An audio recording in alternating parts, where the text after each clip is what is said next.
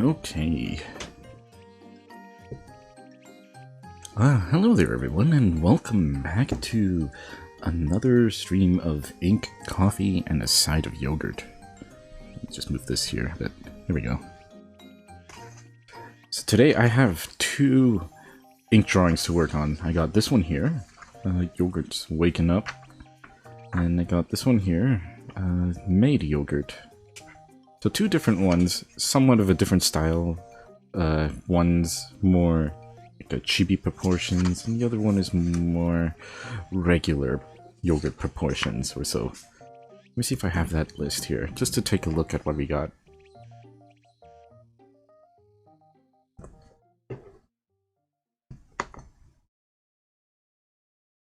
Yeah, so you can see here, I have this huge list of prompts to choose from. So the ones I ended up picking are like none of the ones up here. I actually decided to take the ones that are further down the list.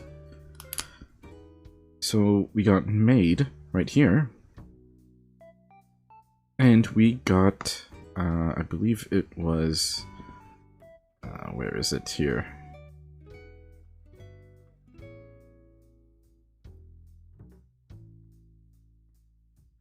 Unkempt, that's the one, right here. Yeah, so those two are the ones I'm actually going to be working on today, which is like really far off the list there. They're not really like in order like these ones here, and that's okay.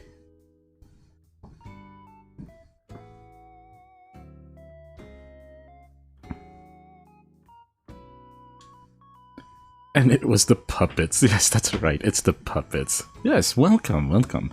Yeah, Yogurt is my character. She's from my webcomic series, Yogurt Short Comics.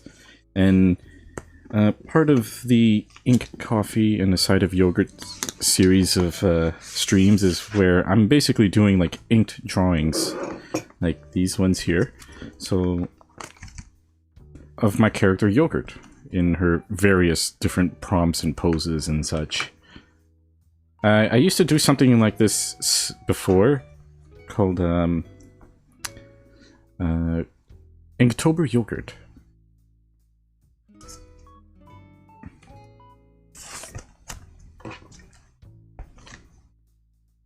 Yoga was the last one I did there.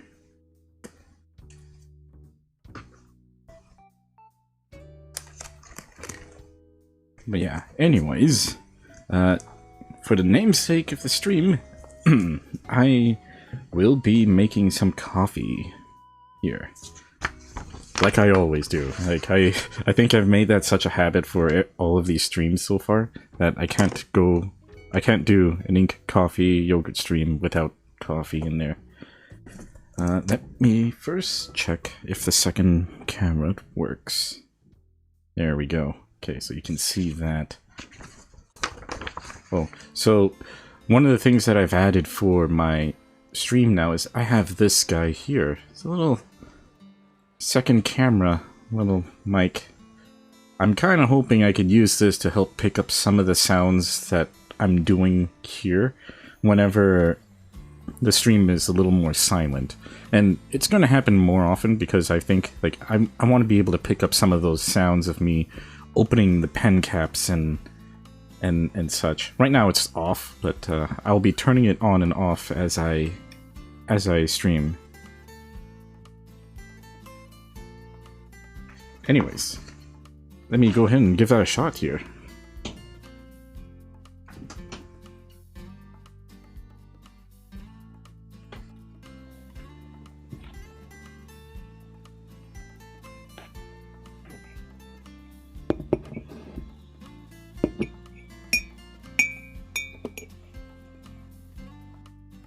Okay, so this time around I'm using kind of like a packet coffee. It's normally I brew my coffee live on stream, or I guess like the last one I just had my coffee ready on hand, so I didn't really brew it.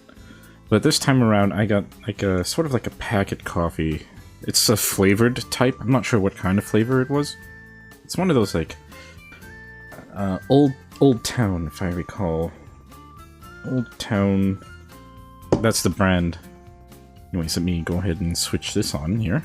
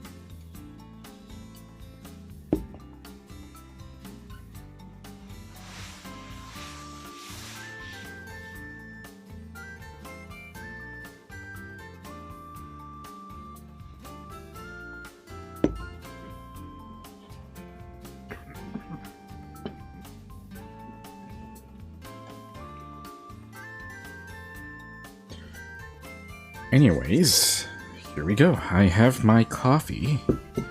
And now before I actually start working on my inks, I will be sipping on this. And, you know, just having a chat with you guys and such. This is a little bit of a different streaming time than my last inking streams. I used to stream every Sunday at 1 p.m. Mountain Standard Time or so. And yeah, it's a little bit different this time around. I actually wanted to, originally I was planning on streaming alternately, like every Saturday, then Sunday, then Saturday again, and then Sunday again. But due to some of my, like, in real life kind of events and such, like I've been kind of busy over on Saturdays. Sometimes I'm not even in town on Saturdays, so it's been pretty busy. But that's okay. Now I actually can do a Saturday stream. So this is the Saturday stream.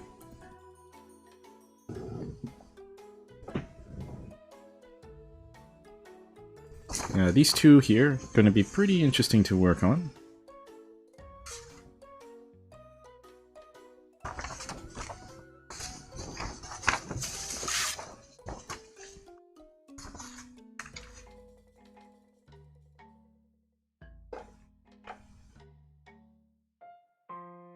This one I was actually a little bit worried that some of the details might be too small for me to draw, but I think I can get away with working on this one here. It's going to take a little bit of finesse to kind of get to those small details in her hair and in some of these frills here. Let me first open up my little remote thing. I need that remote open. Where's it here?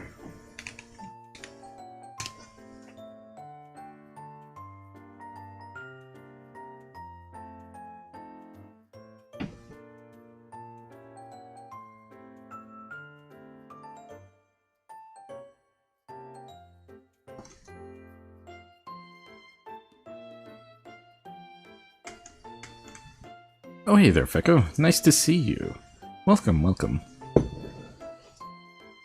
Yeah, so one of the new things I did get for this stream, because you missed it out earlier, I actually just got one of these guys here.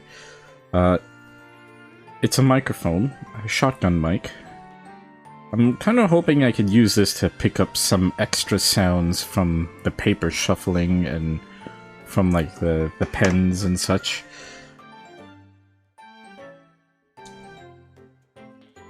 Gonna see how that turns out. It's originally for a camera. In fact, I actually bought this for the dual purpose of using it for a camera.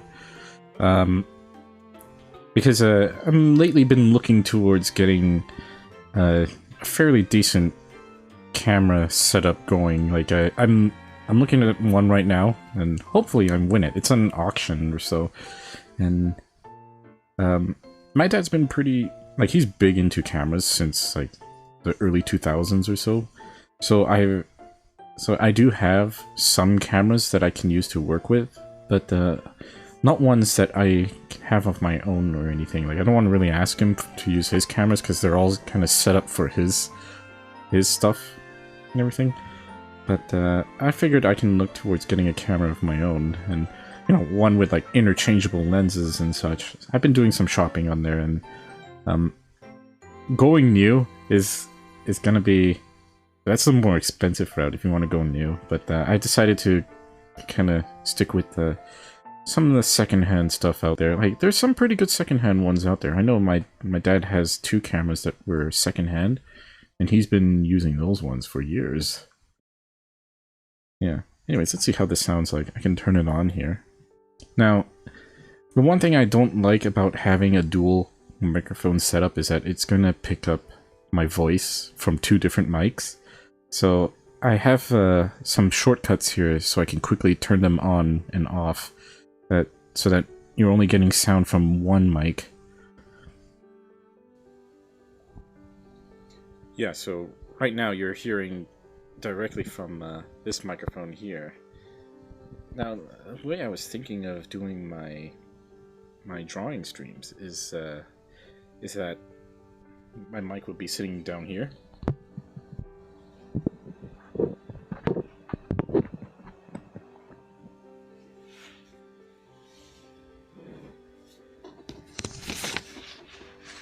And then you'll be able to hear the shuffling of the paper and any of like the little pen stuff like from down here. Like I have the mic just right here. It's not very far. Although I think my voice is really quiet. I think especially if I'm standing or sitting right here, it might be hard to hear me. And this is it if I have both of the microphones on. And the reason why I don't want to have both mics on is it's picking up my voice from both of the mics. I'm not sure if that's going to work very well. But I can switch them on and off at any time.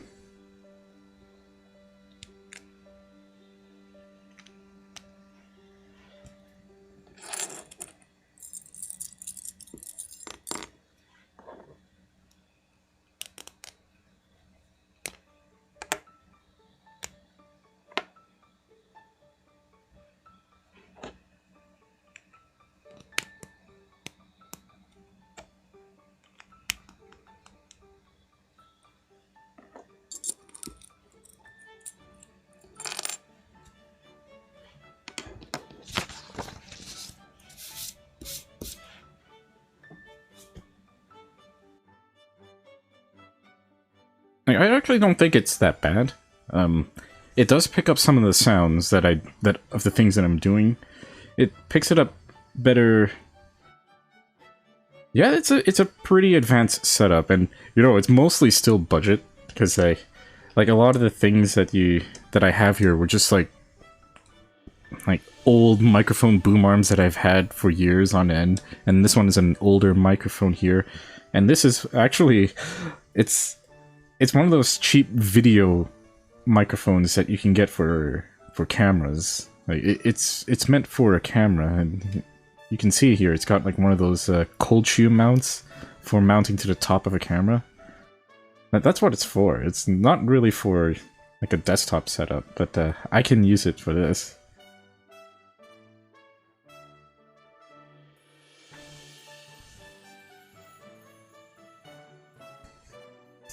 Yeah, and you know, if it helps make it a little bit better, like, it's because there are times where when I'm streaming, I don't really talk. I'm like focused on the art itself, and I would like to be able to have that mic be able to pick up some of those sounds of me just doing the work, and even if it's like little sounds of me, like. Now, you won't be able to hear me scratching on the paper with this thing, but sometimes I, like, rub my hands on the paper or open the caps. Like, maybe you can accentuate those sounds a little bit. Kind of like those ASMR videos and stuff.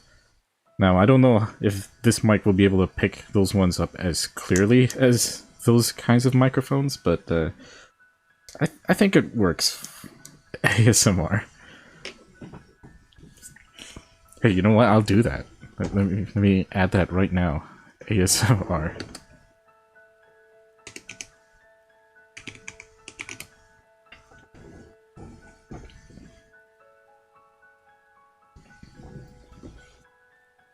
It's one of the different kinds and such. I mean, I know it makes this thing kind of sound pretty nice, like if I were to turn that on here.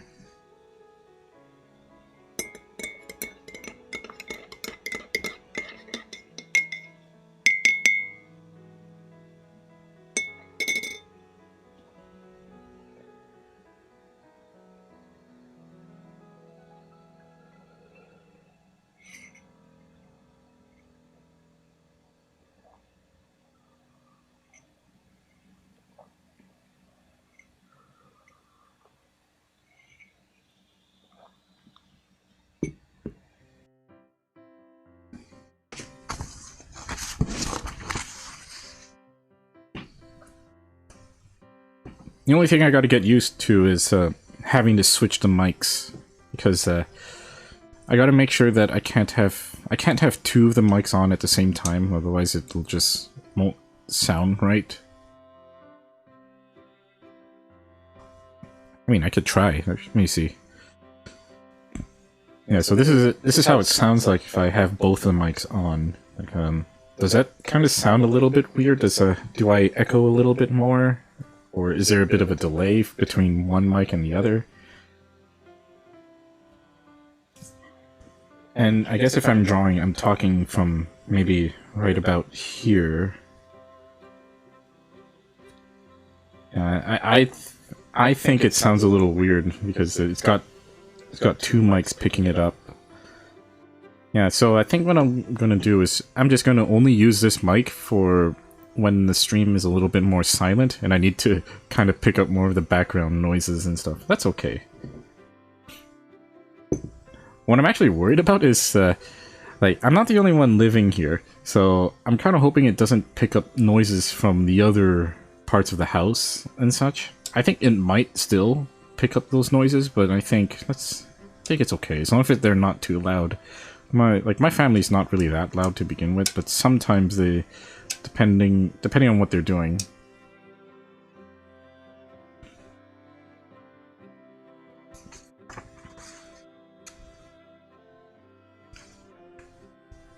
Yes, actually, like, that is actually what they are. They're basically two mono microphones, inside of an enclosed case, like, that's shaped like ears or so. Like, that's what it is. You can build your own binaural mic, but, you know, if it were me, I don't have that patience. I would just buy one of those 3DOs. I think that's what it's called. Those ASMR 3DO mics. They're not that expensive either. I think they're like 300, 400 bucks.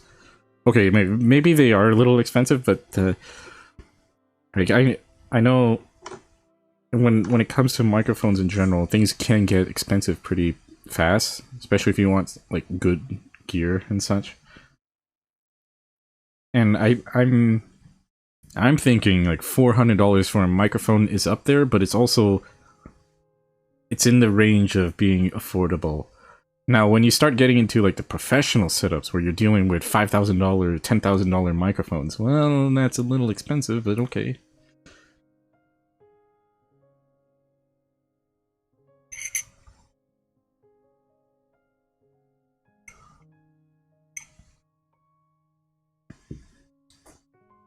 See, I would love to properly do like the kind of setup I want to do here, where I have like my art down here, and then I can pick it up using the like this. I think this will do. I mean, it worked earlier when I was testing it out. I think it'll work for some of the noises I'm doing here and such.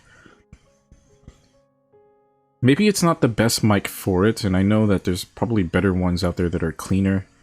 But for my purposes, I think this is okay.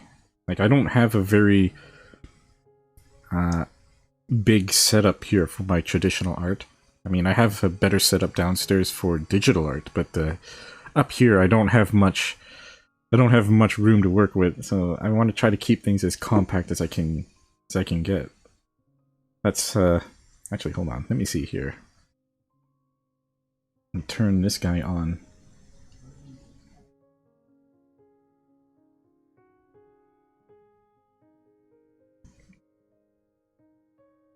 Alright, let's take a look here.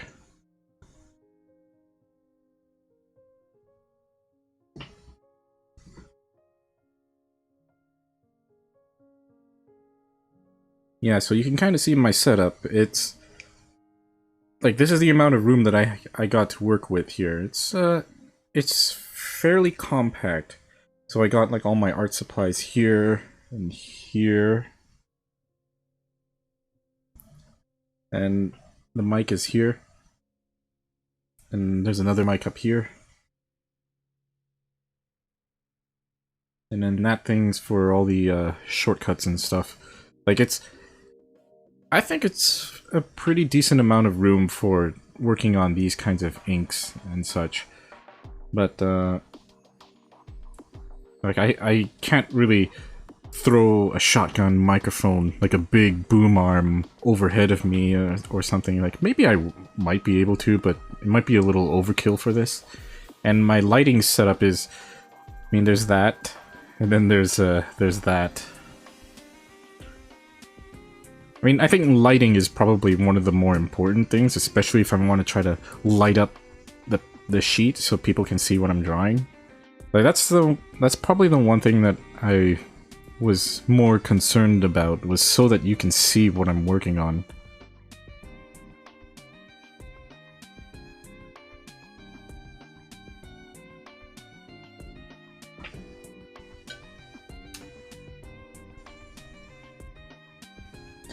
Am I planning on keeping the inking streams alive for a long time to come?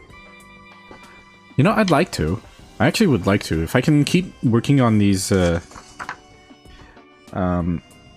inks every weekend, or even like, if it gets to the point where I can't work on them as often, then maybe every other weekend, once or twice a month, I think that's fine.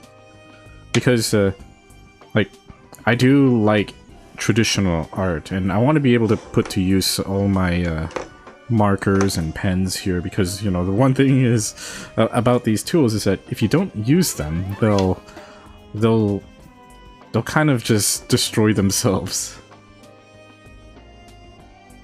And it'll be kind of a waste. I want to be able to use them.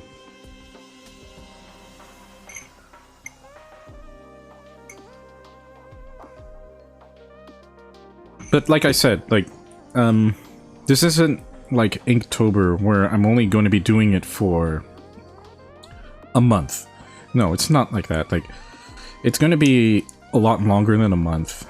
Like, I'm thinking at least through the winter season. And... or so, depending on how many prompts I end up finishing. I mean, who knows? I might actually finish the whole list if I keep going at it.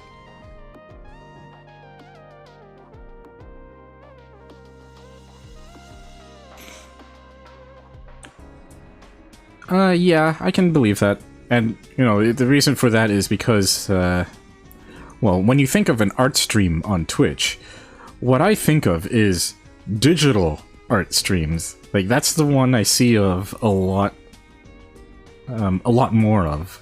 Like, a lot of people do, like, digital art on Twitch or even on YouTube, but when it comes to traditional art, they're very far and few in between. There's some folks that do it, but I don't know. I like. That's why whenever I do come across a traditional art stream, I can't really name any off the top of my head, but there's some I see on YouTube that they're not streams. They're just like videos or so, and I really do admire their setup for how they're recording their. Some of them do like flipbook animations, and that they're working on traditionally. Some of them do like full-blown illustrations on paper and such. Like, I do admire that kind of setup, and I think like these kinds of cameras, the microphones and stuff, like that all kind of helps along to make that a little bit better. Now, I don't know if I'll be able to do anything like on their level, because I mean, I like the live experience of this. I tried to go through and edit some of my VODs so that I could post it on YouTube, but I just didn't know how to cut it up properly to put it on there. Oh, hey there, Tiger. Yes, good evening. Welcome.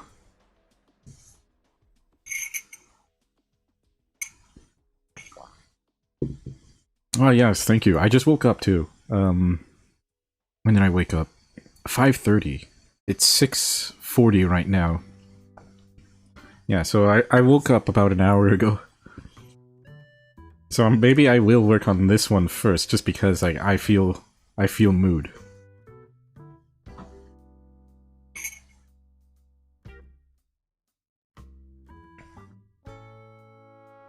No, it was a afternoon nap.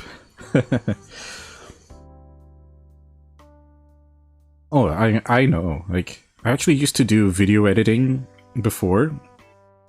There was this wedding that I had to make a video for and such, and I did it once, and I kind of didn't want to do it again. It's not really as fun as I thought it would be. I mean, but yeah, like if I had a dedicated editor to go through my VODs and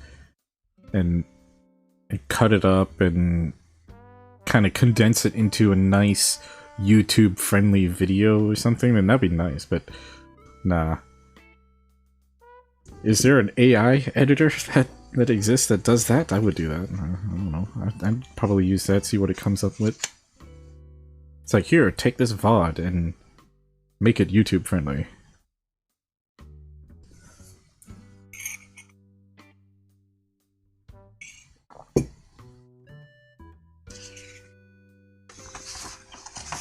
Yeah, and then this one here.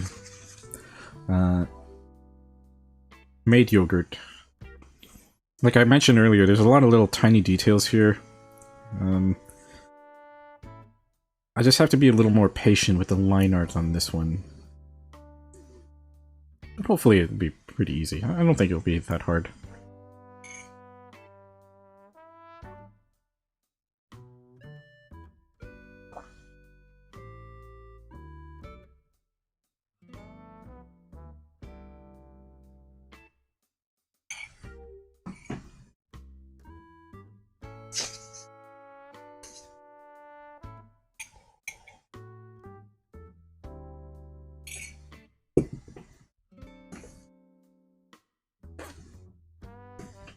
Maids, yes.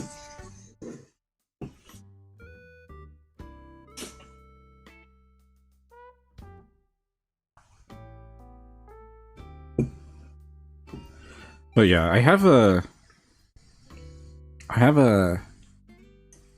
a camera that I'm looking at. It's on auction right now, and I did place a bid on it. So I think the bid ends tomorrow. So we'll see if I win that one. Because if I do win it, it'll be like an absolute steal of a camera. Like, the camera would be, I think normally when you would buy the camera new, it'd be something like $1,500 Canadian. And at the price that I'm bidding it at right now, it's sitting at about 800, which is like almost half the, like, that's almost half the cost of what the new camera is. Now like, it is used, and I recognize that it's got some cosmetic, like little damage here and there, probably, you know, just from regular use. But you know, to me, it doesn't really matter as long as everything else functions just well. Especially like the lens portions and stuff like that one. But that one I think is fine from what they've posted and everything. Yeah, I'm kind of hoping I can win that one, and if I do, like, that'd be great, because my dad has a bunch of cameras, and he has a bunch of lenses as well, so I don't have to worry too much about buying all the accessories, because the camera that I'm getting will be in that sort of same family of cameras, so we can all use the same lenses and accessories and stuff. But perhaps the one thing I really liked about this setup that I'm picking up, hopefully if I pick it up tomorrow or something, whenever I win it, it's a video rig. So the previous owner used it for recording video.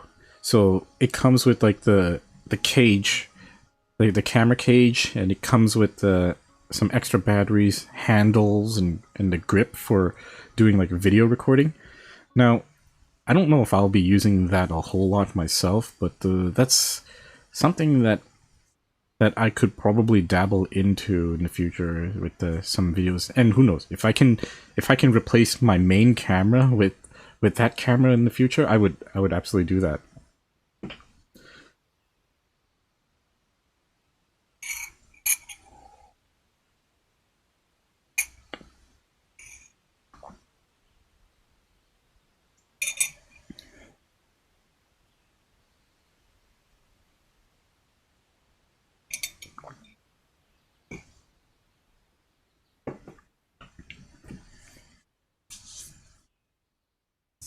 Okay, my coffee is done. Let's work on this one here. I'm gonna prep the paper.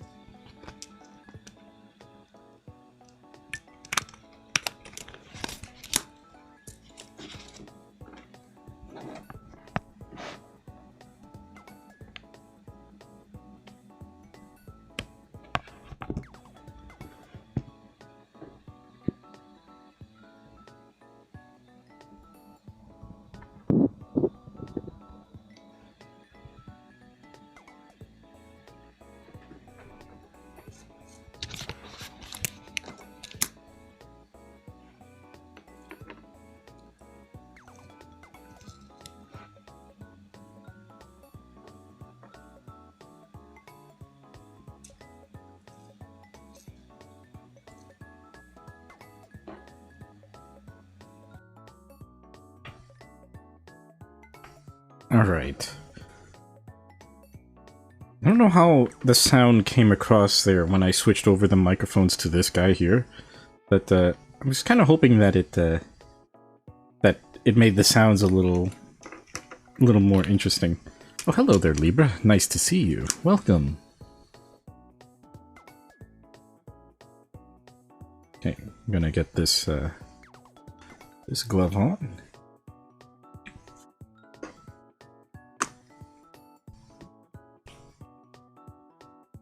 So you're probably gonna see me do that a lot. Is oh, is my mic? No, is this thing straight? No, there we go.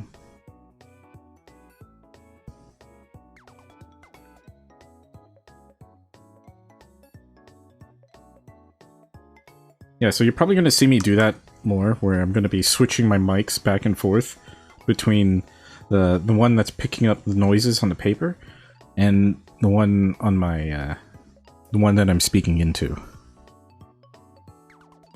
Okay, so for this one, I'm going to start. Well, I should work my way down.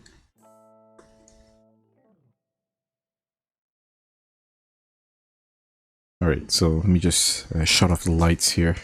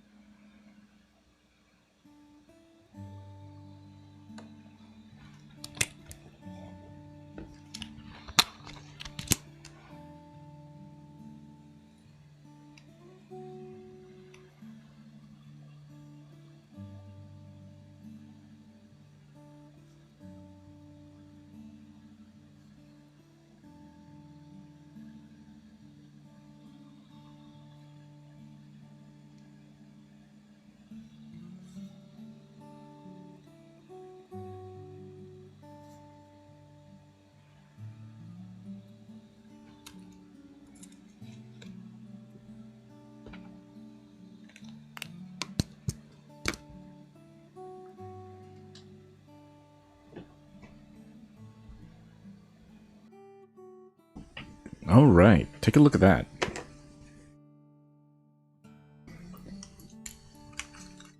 There's the... That actually went by really, really fast. Like, it was almost as fast as you blink and you miss it, sort of thing. Like, oh wow.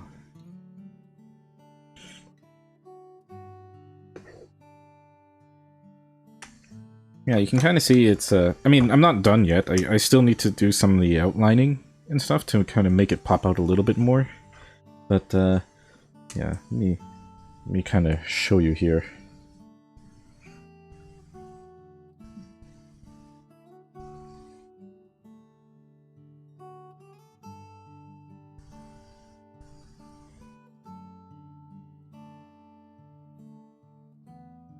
Yeah, it actually, yeah, it looks pretty good, I think.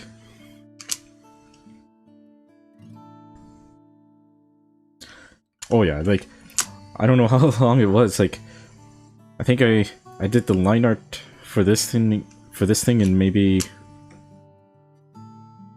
Oh, when? It's like 15 minutes? 10, 15 minutes? 20 minutes, I think? I don't remember when I finished my coffee.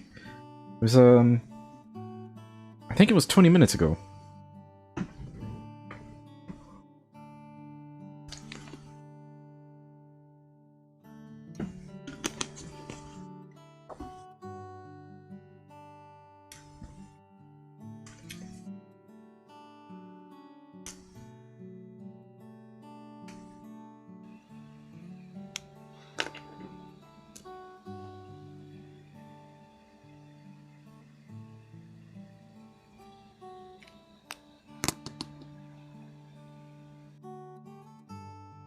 Oh, hello there. Welcome, welcome. Nice to see you.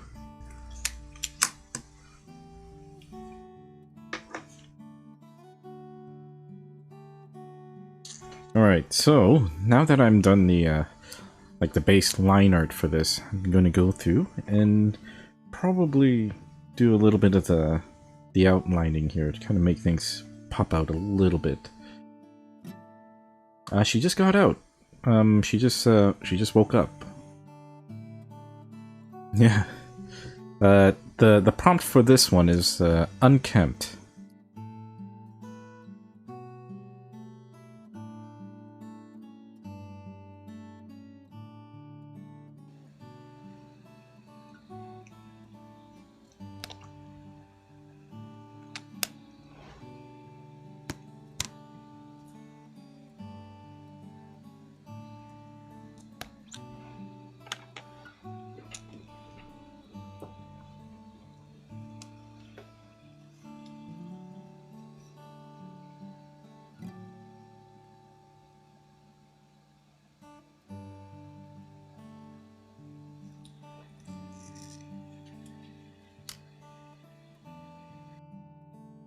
Hydrate. Yeah, that's a good idea.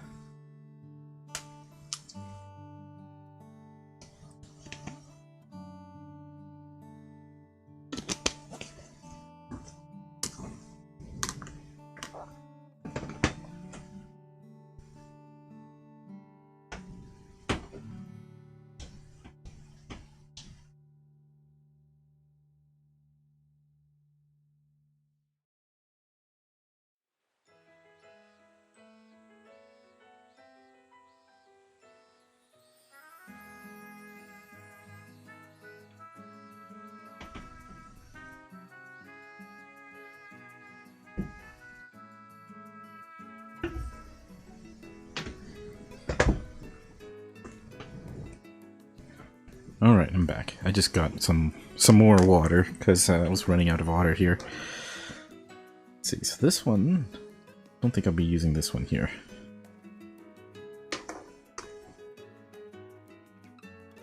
Anyways, where was I? I was going to do the outline for this, so let's go back and do that.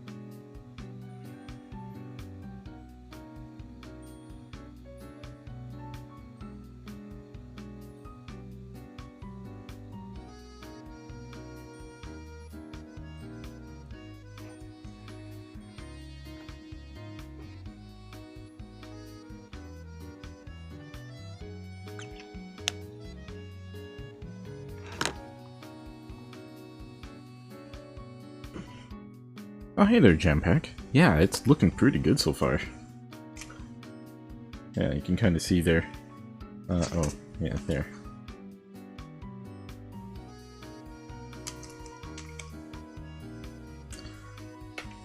Just gotta do a little bit of extra,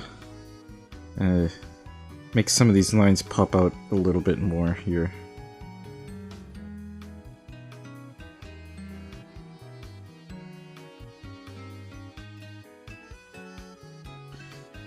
Oh yeah, her feet.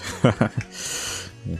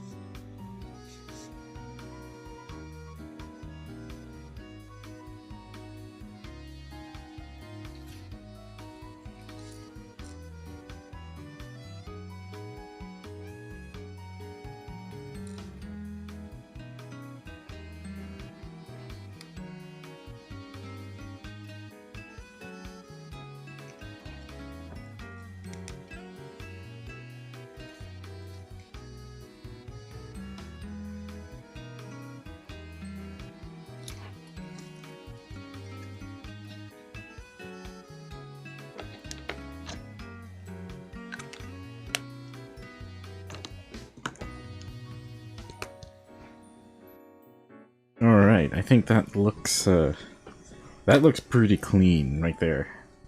Not bad. I actually managed to finish the inking for this in less than half an hour. Or about half an hour. It didn't take very long to do this one. So yeah, I actually don't know if you guys were able to kind of pick up a little bit more of the sounds from the paper, because I have been using this microphone here to pick up some of those sounds. And I don't know if you guys were able to hear it as much, but hopefully you could. I did try to test it out earlier, but I wasn't sure if it was entirely audible. I think there are times where kind of the mic gets in the way and I bump into it like this.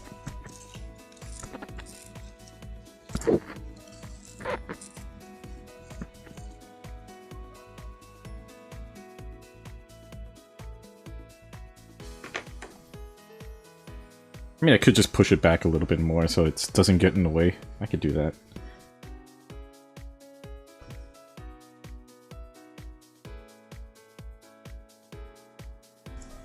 There we go.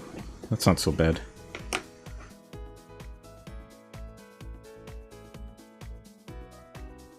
Okay, so I kind of noticed something was up with my light pad here. I don't know. I think the cable might be dying or something. Because the light starts to flicker a little bit, so it probably means that the power being fed into it is not really clean. I'm not sure. Maybe it's a cable. So there's a couple things here that I want to do. Like, I want to add some strands, but I don't know if I should do it with this pen, or if I should do it with, like, one of these pens. Or I guess I have this pen here. This is a much more better one for that, I guess.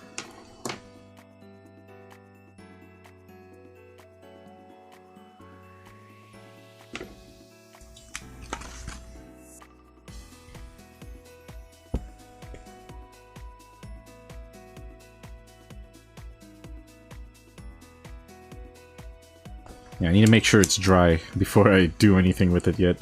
It looks like it's still kind of wet. I don't know.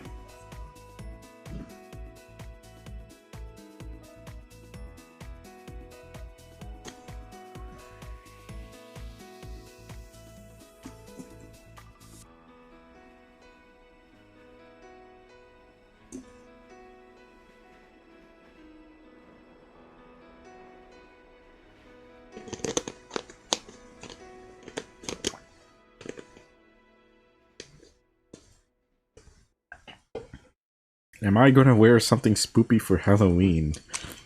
I don't know. I don't have any Halloween costumes. Well, I do have some. Let's see, I had an old Jedi costume lying around.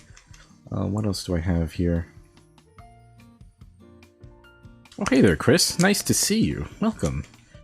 Yeah, I don't think I have a whole lot of spoopy costumes to wear. Yeah. But I can always go to... What's that? Spirit Halloween? Go there and pick up something. I don't know.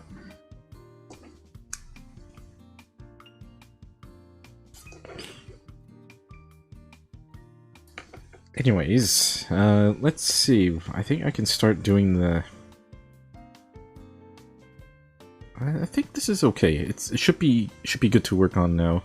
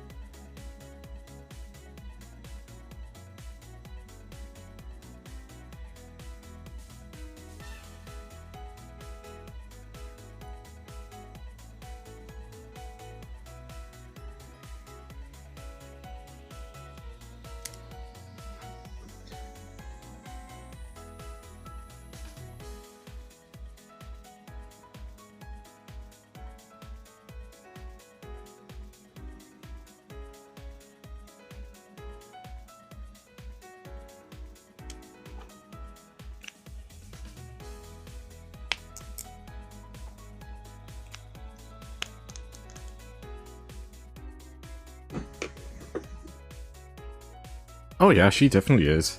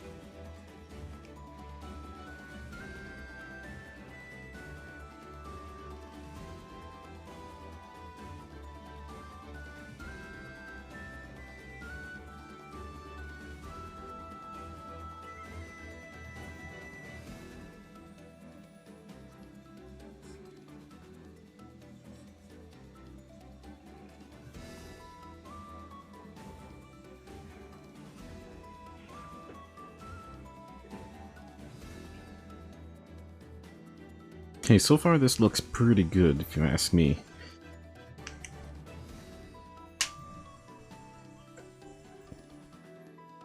Okay, hold on. Okay, I need something for her eyes. What's that blue marker?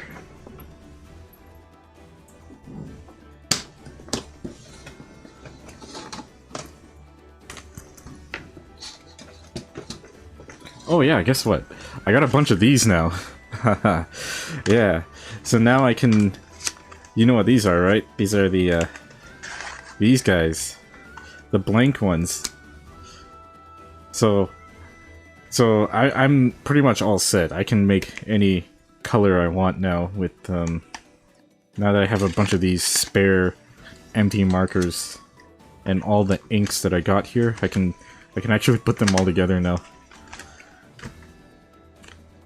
Yeah, I had these special ordered at the one of the local art stores around here because they don't normally stock these. Normally they stock maybe like 3 of them or so. So I asked them to like order a bunch of special ones for me. So these are again like the empty Copic markers. So there's absolutely no ink in here, which is a little bit of a rip-off because it's the same price as a regular Copic marker, just without the ink. And the reason why I like using the empty markers is, like I've mentioned before, I make custom inks. So that's a custom ink. Pretty much all of this is a custom inks and stuff. Just like there, I guess. Yeah. So like these are just like my own mix of inks that I've made a couple streams ago or last month. And it's just because to me, like, I use a more sort of unique color for my works, so that's why like I can't really rely on Copic to come up with the colors for me. And I figured that because of that, like, I went this route to just make my own inks. And I think that's why they sell the empty markers too. It's so that it's for people that want to use their own inks and such. Their own special blend, I guess. And again, like, I also ordered a bunch more of these things too because this is so good. Like, I find them really useful. Again, it's the same thing, just it's a pen. Like one of these brush pens here. I don't know if I showed it to you before. This is a tiny brush nib. Oh, where is that? This thing here.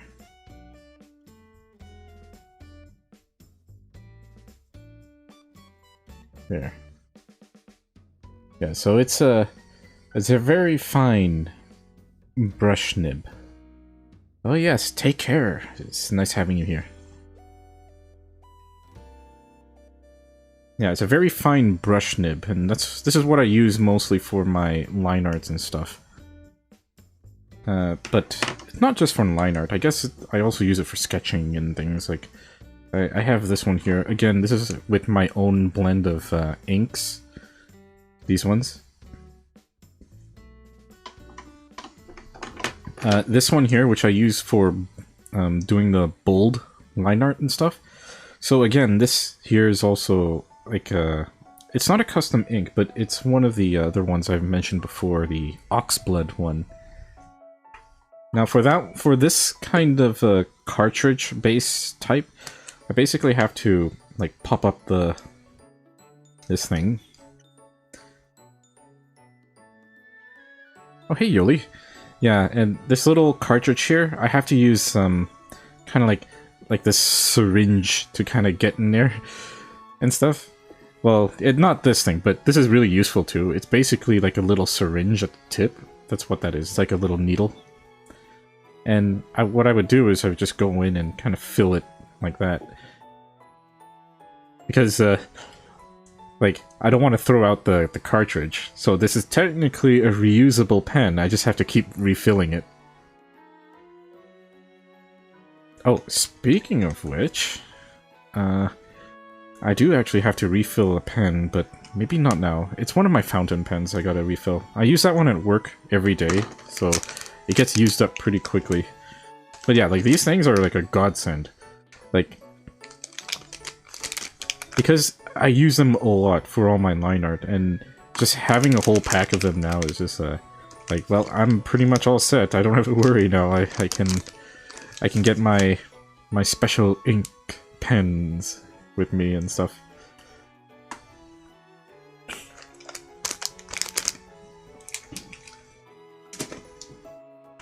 Anyways, I need to look for a blue marker.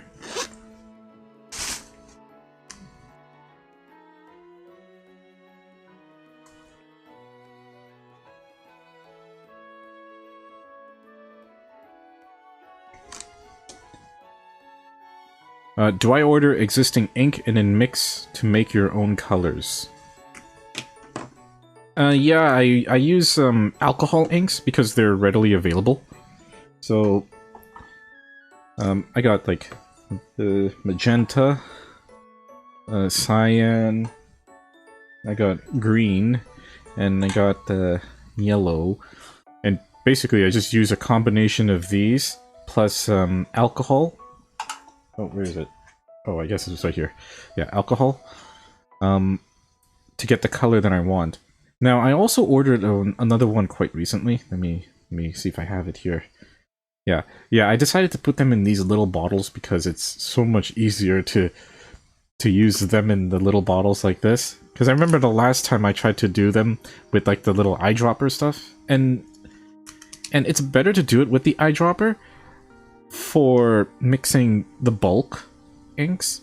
But when you're just trying to test out what recipes to work with, like, this is actually more than enough. Like, you just work with like 1 drop this, 1 drop that, 2 drops this, 2 drop that, then you can kind of find the color you want there before you start mixing it in bulk.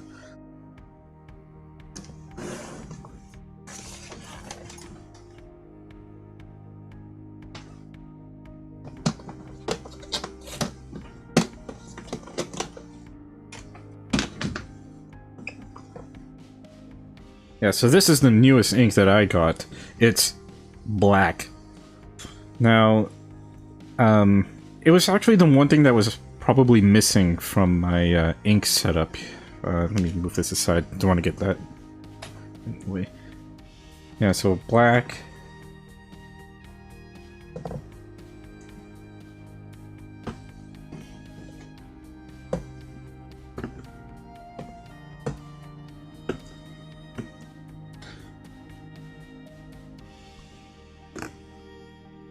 I'll turn on the second camera here in a bit. Let me just kind of arrange it so you can see what you're looking at here.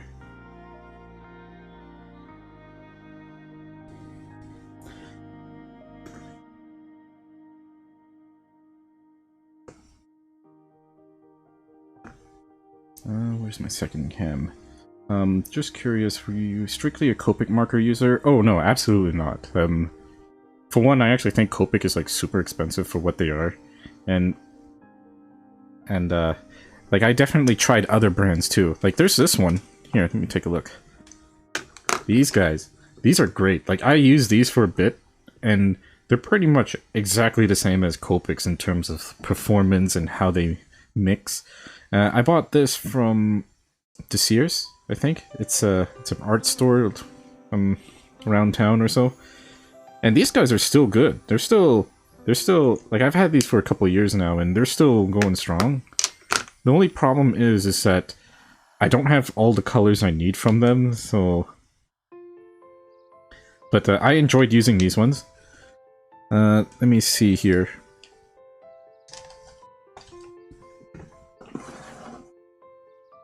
These guys. Now, these guys are also really good. Like, I've used this... Actually, I can't tell... Let me turn on the second cam, it's probably better.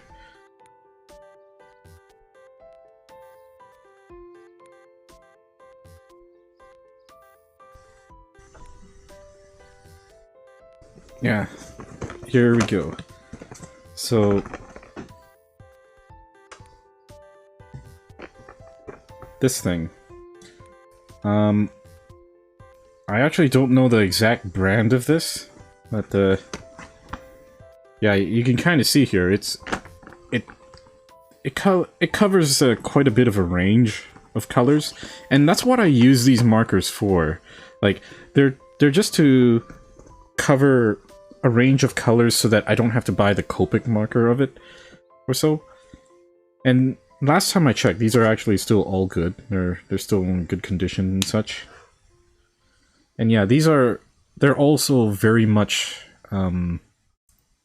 very similar in performance to Copic markers. Like the brush nib is very soft and spongy, and I like that. Like that's one of the things I really like about these kinds of, even like the off-brand markers.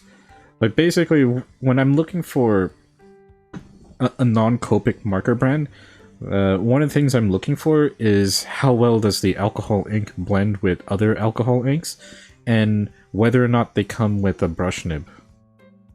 The brush nib is just something that I'm kind of spoiled on, to tell you the truth. Like, I know people can draw with the fine tip and such, but for me, like, I just prefer working with the brush.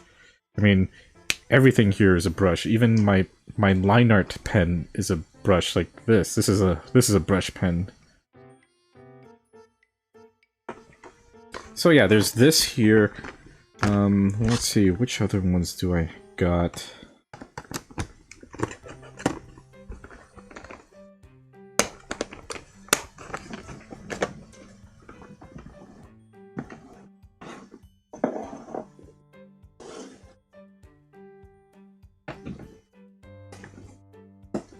Oh, now I don't use these ones very much, but these are from the dollar store, and they were like a very limited time kind of thing.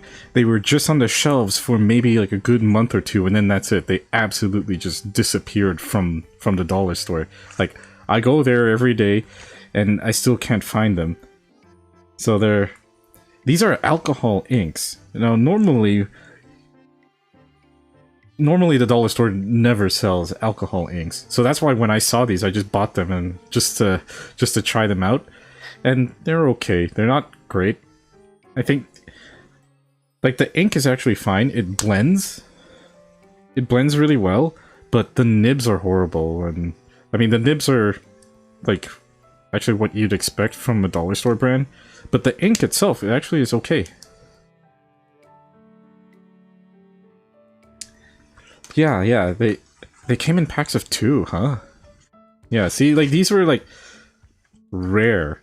So, like, I just kind of kept them around because I thought, hey, did you know the dollar store used to sell alcohol inks? And then I just show this pack of inks here, like, whoa, these are cool.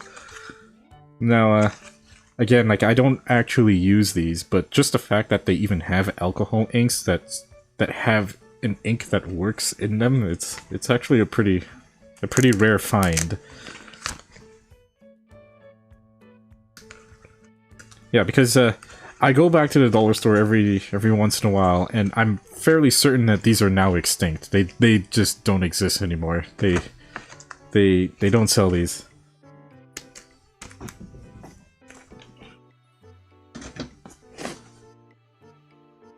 Gone.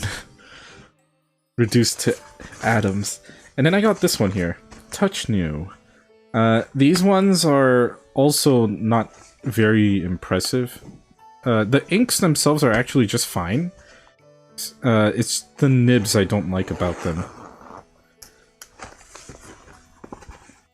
Yeah, so I have a bunch here. And again, like, most of the time when I try out these kinds of markers, it's just to cover some of the, like, the colors that I don't have.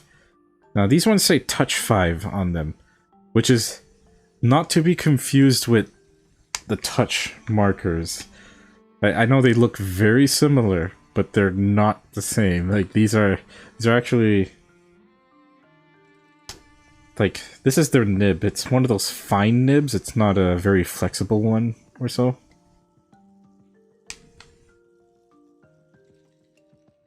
Yeah. These are okay. Again, like the inks are not bad. It's just the nibs I don't really like on them. And I think that's it. Like that really covers the range of markers that I have in terms of what I use.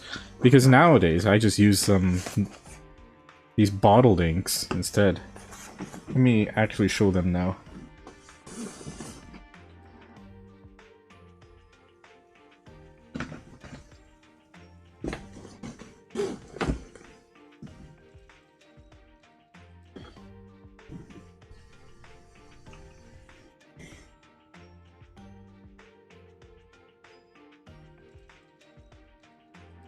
Yeah, so these are the inks that I use here.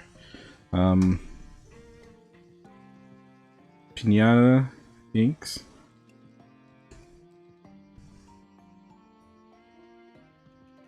And these are typically made of the same kind of ingredients as you would normally find in like alcohol markers. I believe these are just a little bit more concentrated. Now, I think if you want to properly dilute these inks, you have to use like you could use a pinata extender that they mention here, but it's expensive to dilute it that way. But you get the best performance out of the ink that way. How do I explain it? If you dilute with the extender, it sort of makes the inks blend a little bit better with other inks that I've noticed.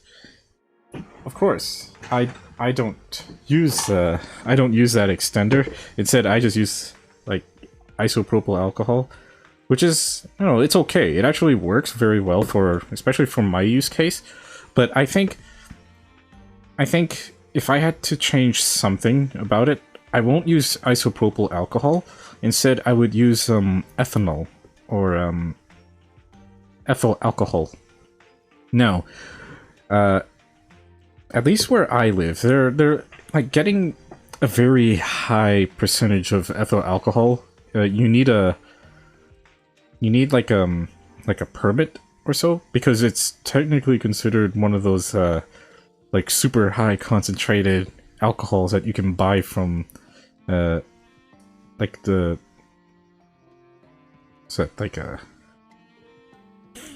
from like a wine store or something, and that's actually where you have to buy them. If you get a bottle of Everclear, I think you can use Everclear to mix with these inks just nicely. Now, the thing about getting Everclear is that I think they do check to see if, depending on where you live, they do check if you have a permit to buy it or not. But this, you don't need a permit to buy this, like, so you can just use this. But I think if I wanted a much better performing ink, I might have to find a way to get some of that really high proof alcohol and stuff. Yeah, I did some research into that, and if you want to make it blend a little bit easier as well, you also need some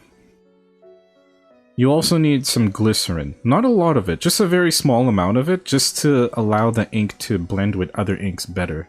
That's something that I've looked into as well, in terms of if you're planning to mix your own inks. Like, it's a little bit of a science, and I think the best way to kind of figure it out is to kind of work with small amounts of inks, because this is a pretty expensive stuff. Like these are like $20 a bottle, or 13, I think. I don't remember how much I paid. It was on sale. Yeah, okay. You need an ID for caffeine pills and for canned air. You need ID for that. Ah, that's weird.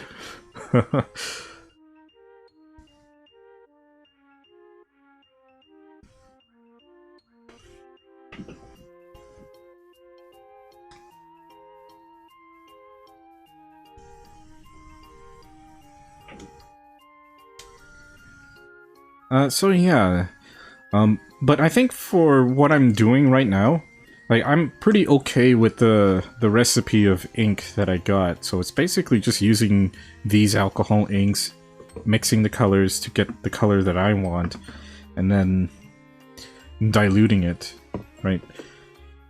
Like for my purposes, I think it's good enough. But I think for some people, if you want it to be a little bit more. Oh, they use the canned air for recreational use? Oh, wow.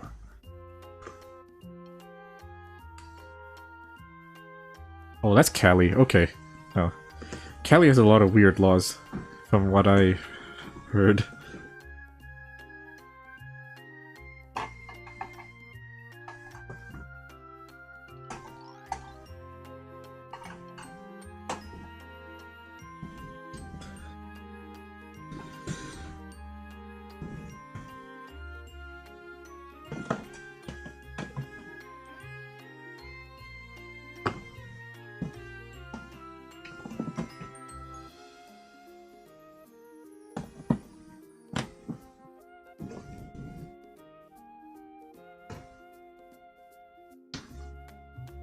Alright, so, I forgot what I was going to do. I think I was going to color Yogurt's eyes, and that's why I pulled out that marker, this one.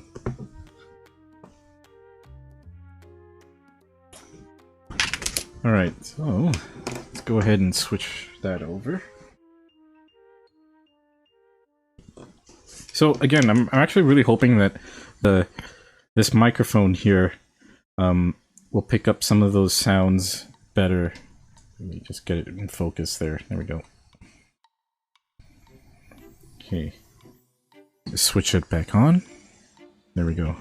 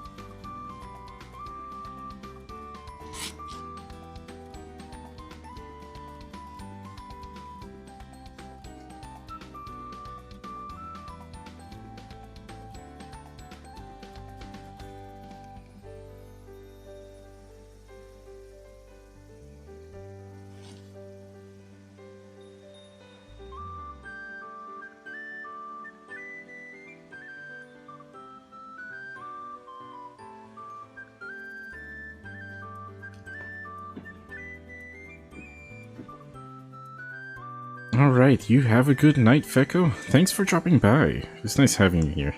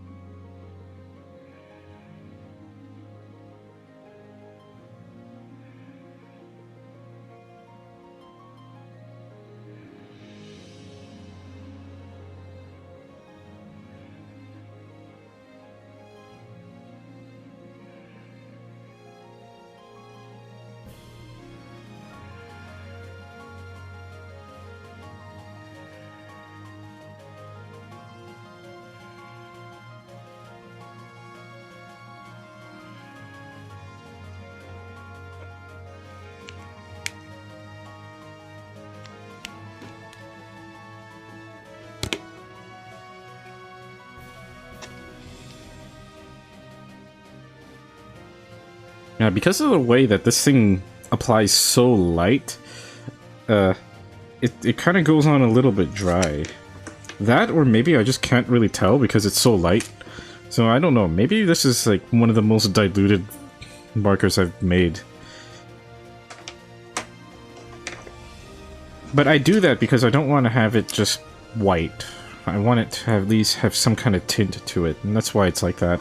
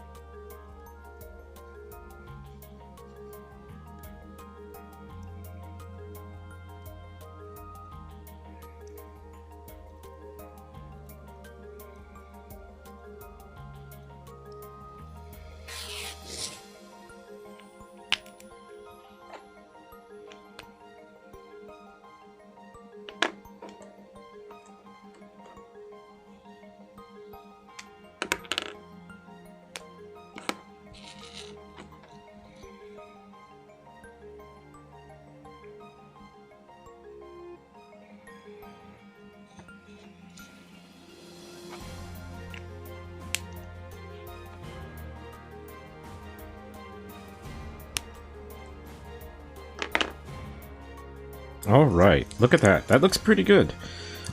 There's just a few extra things I want to add to it, like maybe some of these hair strands. Now, I don't know which one to use. Maybe this one?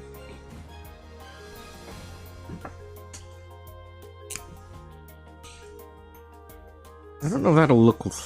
Or I think it might look alright. If I use this as a hair strand? If I use a darker one...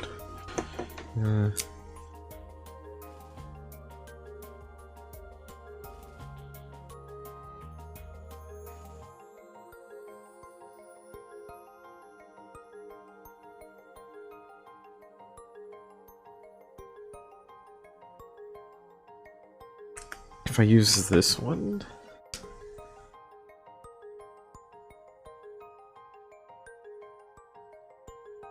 This one's perhaps the most crisp, but it's the darkest one I got. Don't know if I want to use the darkest one, or if I should just use the marker instead. I guess I could use them all. Let me just start with the lightest ones first.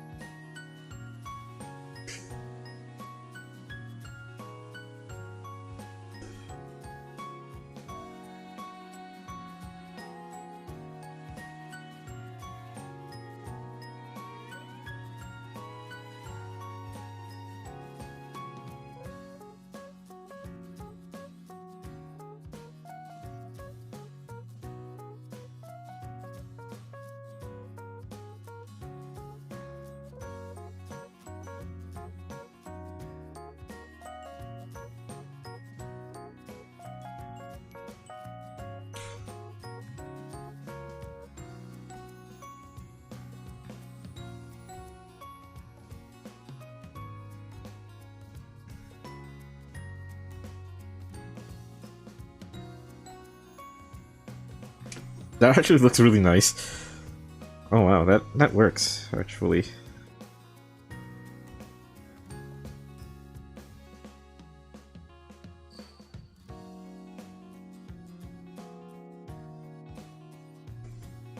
Here, I'll give you a little bit of a close-up there.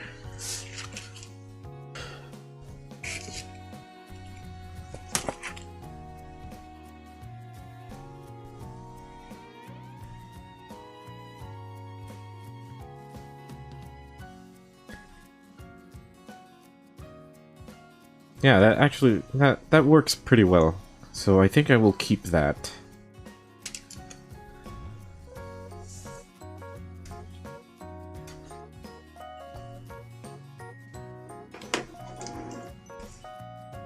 Alright, I think this one is pretty much done.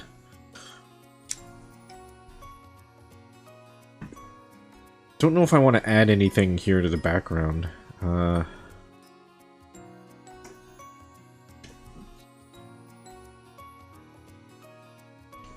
I wonder what I can use for this.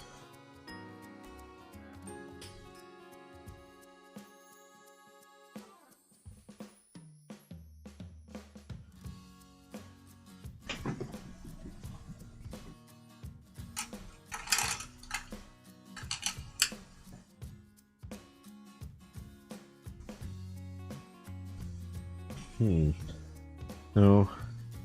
Probably not this one.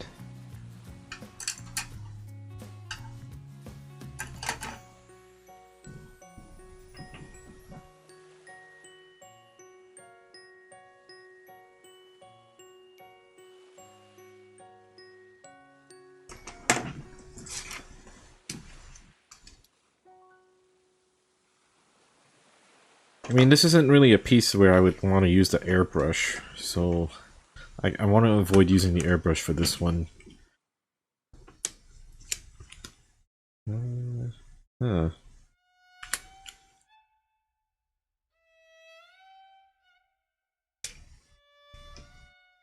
You can always go back and do a little bit of those dabs. Those are always safe to do. I still got the same one from last time. I could do that. But this time it'll just be like this. I'm not gonna spend time cutting circles and stuff. I think I think I can just dab here and there.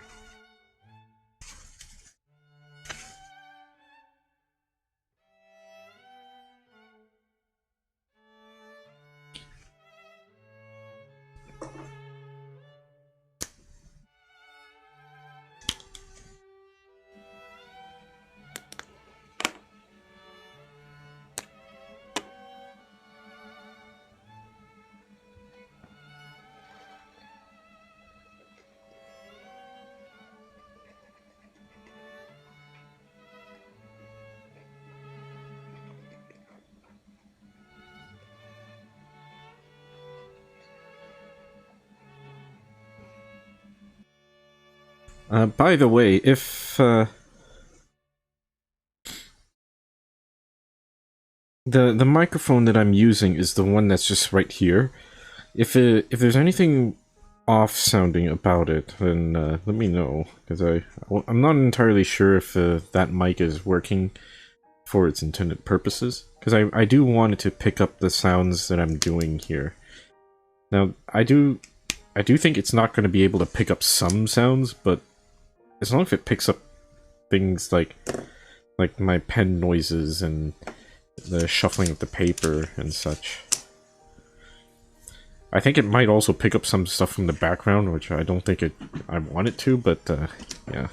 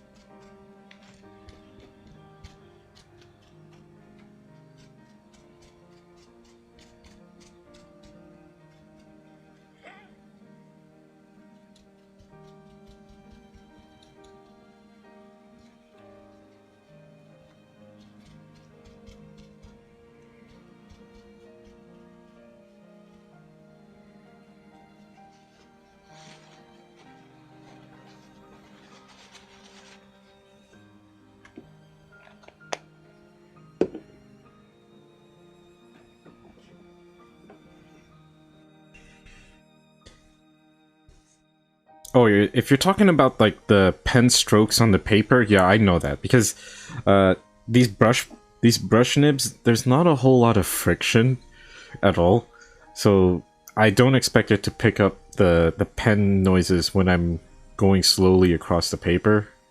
But I'd imagine it still picks up things like when I'm opening it up.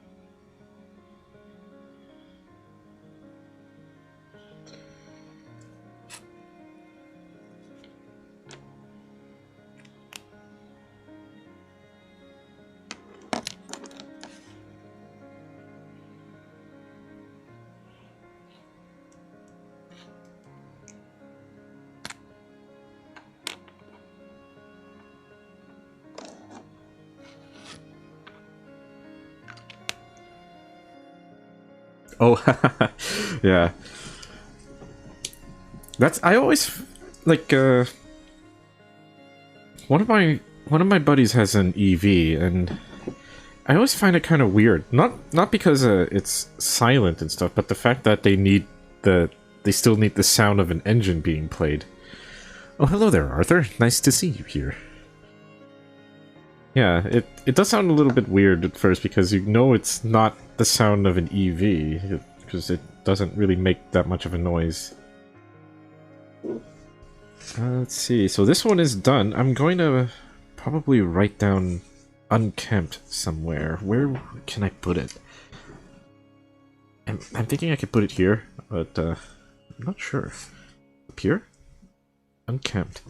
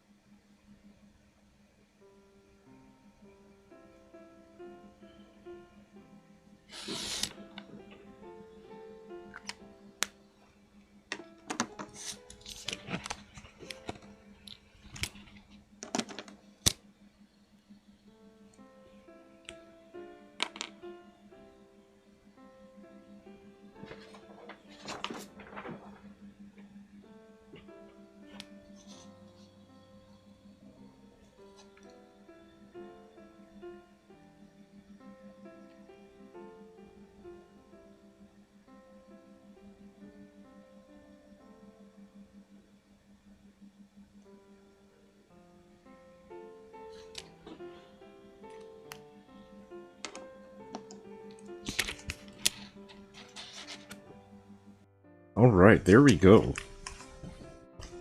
So that looks pretty good if you ask me. Yeah, I do like that. Unkempt. Anyways, I'm glad that the microphone is working, because I did buy this thing because I thought I could use it for the stream. But actually, I also bought it for, what do you call it? Because I'm looking to pick up a camera pretty soon. I'm hoping that I win it tomorrow, because tomorrow is when the auction ends. So if I do win it, then this will be used on that camera in the future. Probably for like my own kind of hobbies and stuff. I mean, I might be able to use it for the stream. I'm not sure how I'll be able to mount it up here. That's something I'll have to figure out in the future. Yeah, because this is supposed to sit on top of a camera, as you can tell by the mount of it. It's supposed to go on top of them. Yeah.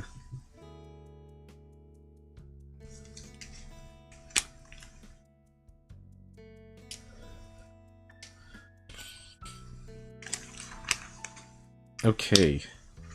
Let's take a look at this. I'll bring it up close so you can take a look at it too here.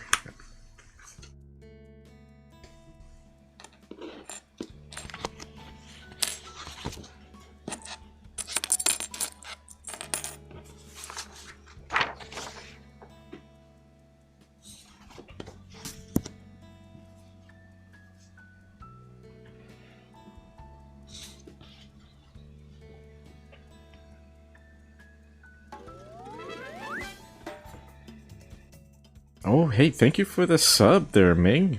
Wow, 26 months. Yeah, take a look at that. This looks pretty good. Unkempt.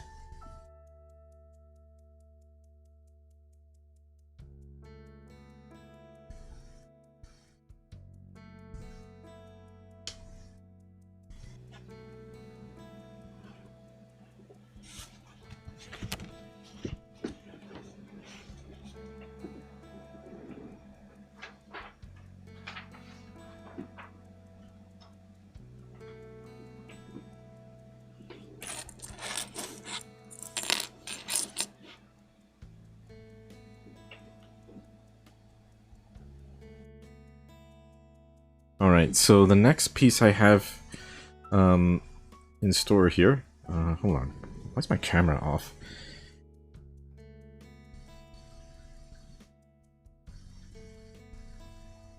There we go. Wait, no, that's a little bit off too.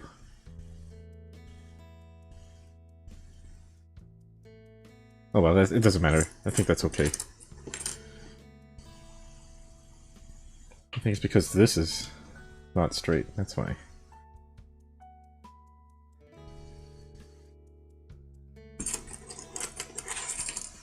If there's one thing that I like about this cutting mat is that it doubles as like a grid for me to align my camera. So it's like all I gotta do is just kind of turn it a little bit so it lines up. That's good enough. I mean, I kind of get that this phone camera has a little bit of lens distortion, but that's okay. As long as you can still see the thing that I'm working on here. Anyways, the next piece I have is this one here.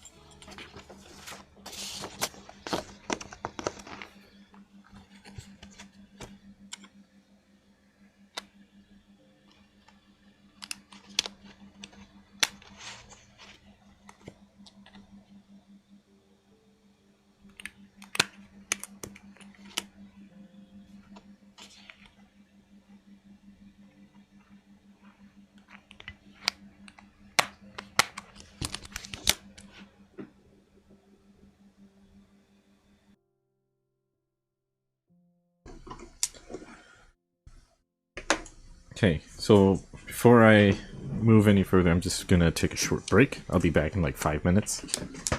Not even.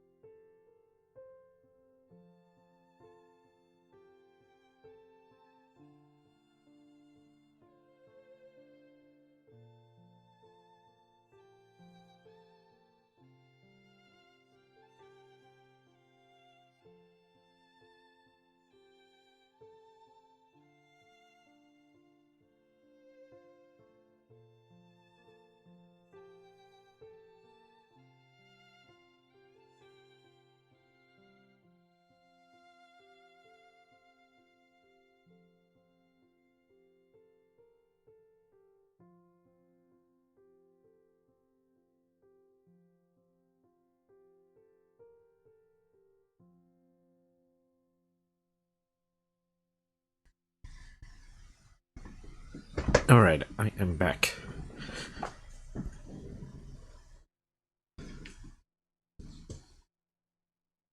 Alright, so I got one more drawing for the evening that I have planned for today.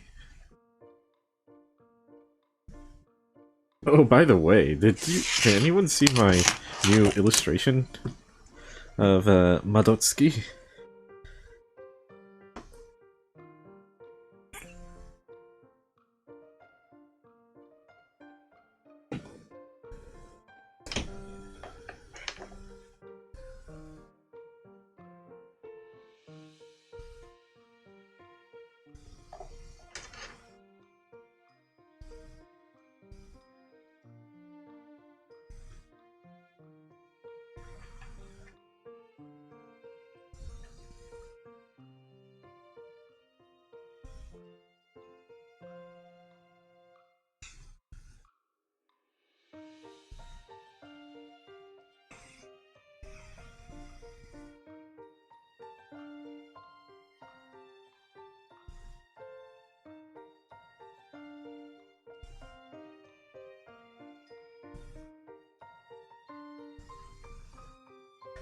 Okay, hold on. I'm still looking for it. I don't know why it's not showing up. Okay. Maybe I gotta try this. Oh, man, okay, gotta log in on that. It's because I don't use this iPad as much as I should.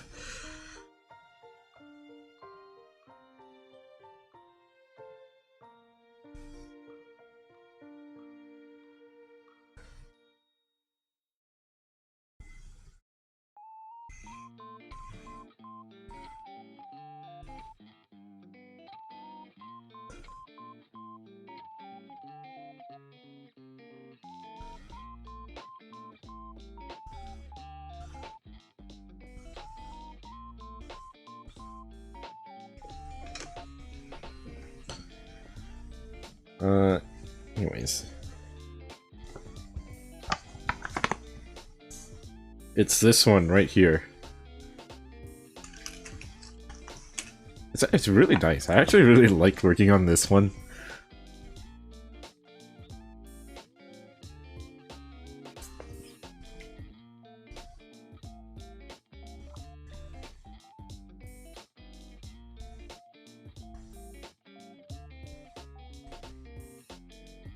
I don't know. I played this game a long time back. It would have been... Well, it would have been like late 2000s, early 2010 or so. I mean, the game's been out for a while. Like, I remember downloading it and giving it a shot and stuff. And yeah, I drew her here. It's a lot of fun. This isn't the first time I drew her too. I think I did draw her again for a commission quite a while back. But this one was also for a commission as well. But I think I really liked how this one turned out in the end. Like, I think I really like the way I did her hair here. I think I'm going to be doing that a lot more in some of my newer illustrations, because I do like the way I do the hair there.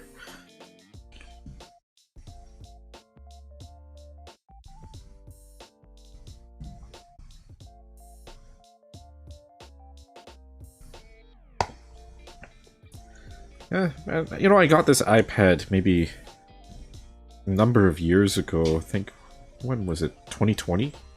Okay, no, it wasn't that long ago. Yeah.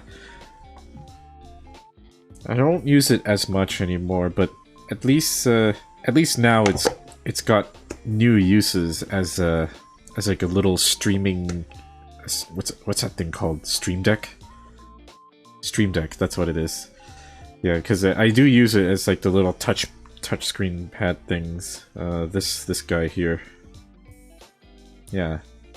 So I'm pretty glad I have some use out of it.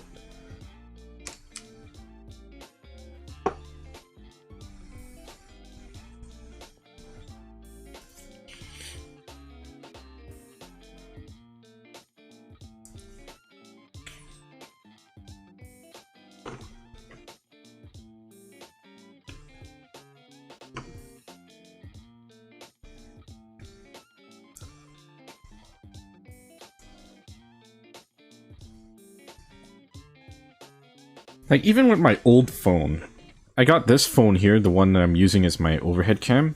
I got this back in 2018, and ever since I switched over to another phone, I was really worried that I won't actually make good use of this phone. But I gave it a second life here, and now it's going to be the camera that shows my works and stuff. Because I don't like buying like gadgets and gear and not use it, because it feels like such a waste. I think it's because like my dad has a bunch of gear that he's spent money on but doesn't actually make good use out of it. It's just sort of there, and I want to make sure that whatever I buy, like, it ends up getting used. Even my old microphone, I'm using it right here. Right now. Like, that's this guy I'm talking into. Otherwise, I wouldn't make use of this microphone. It's a good microphone. I mean, there are better ones out there, but this one does the job pretty well. And especially when it comes to, like, art supplies. Like, I got all these art supplies, and I want to make sure I'm using them and everything. So that's why I feel like For these kinds of streams, I don't think I'll be ending the series of streams anytime soon. I want to be able to keep doing traditional art for like a certain number of like for quite a while, right? Like I don't want to make this only a 1-month deal and then forget about it. No, I'm gonna keep doing the ink, coffee, yogurt streams until eventually I sort of run out of things to draw, and then like, oh, okay, well, I guess I'll just do something else. But I think a lot of the fun behind it is basically just trying different things. So I don't mind experimenting with some pieces here and there, because I got all these tools, and there's some that I actually haven't really used all that much, and then there's some that I've kind of preferred to use. Like me, I do use a lot of these, so...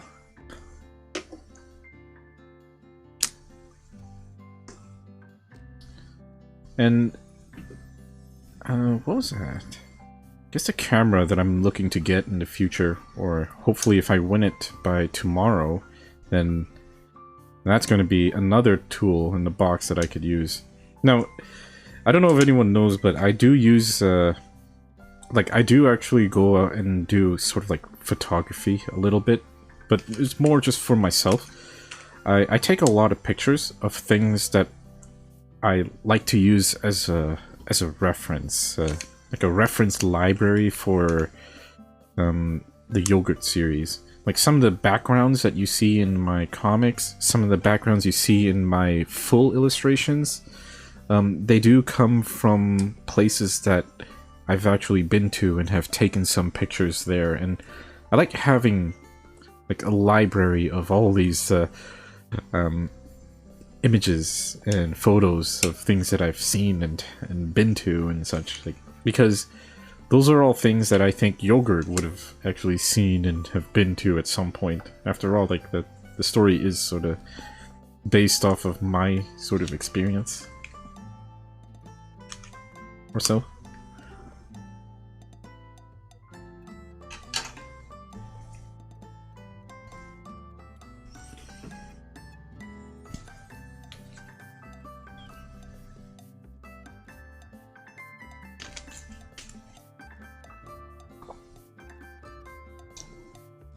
Alright, let's see what we got here. We got Maid Yogurt. Now this one's going to be... I think this one's going to be a little bit tough because there's a lot of tiny stuff that I have to be concerned about. And usually when it comes to artwork like this, when you're dealing with the super tiny details and such, like it gets a little bit harder if you don't got the right tools. Like even this thing.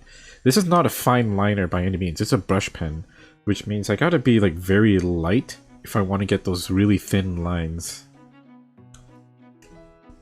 I do have some fine liners, but they're black. Like they use black ink, so that's not something I want to use for this one. I want to use that same ox blood color that I use for my line art everywhere else, right? So. Okay, let's turn off the lights.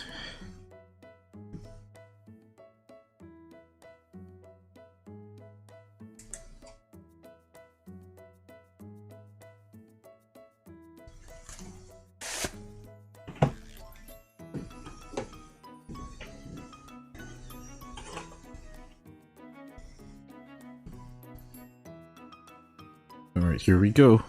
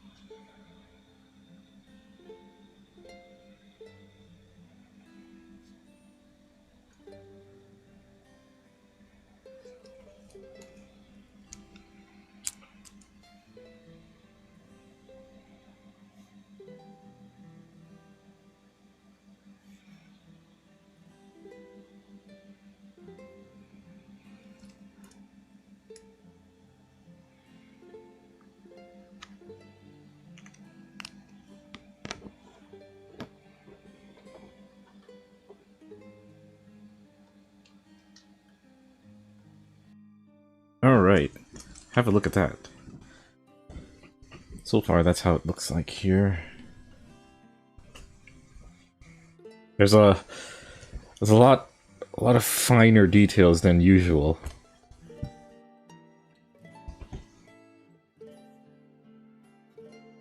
Mostly because, like, the scale of which that I ended up drawing this.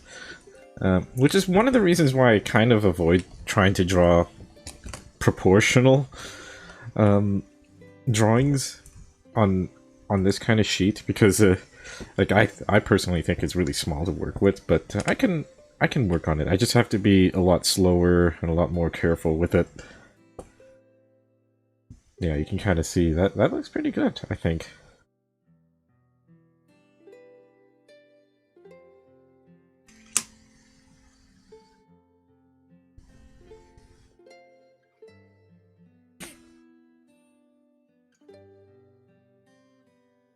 I mean, there's still quite a bit more, but I think the hardest part is already done, which is getting her face to look right, and it looks alright.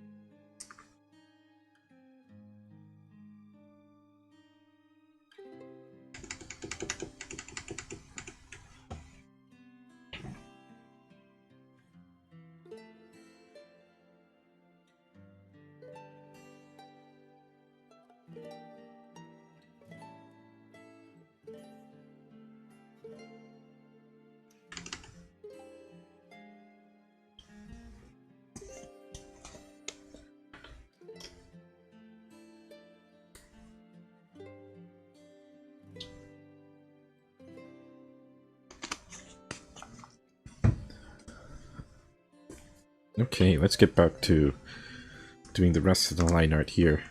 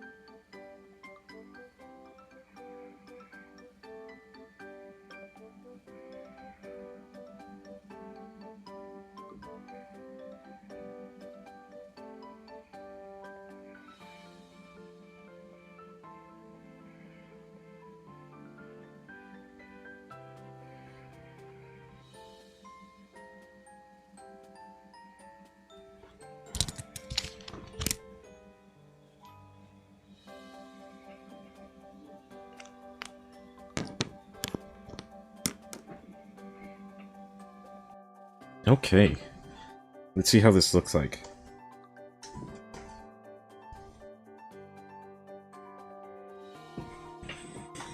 Look at that. Wow. I like how this one turned out. Like, the line art is very fine, so to speak.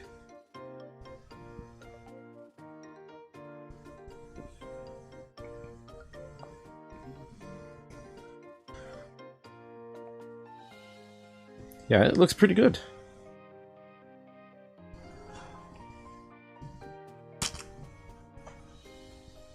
There we go. You can see there. Yeah, because, like, I guess the best way to compare it is,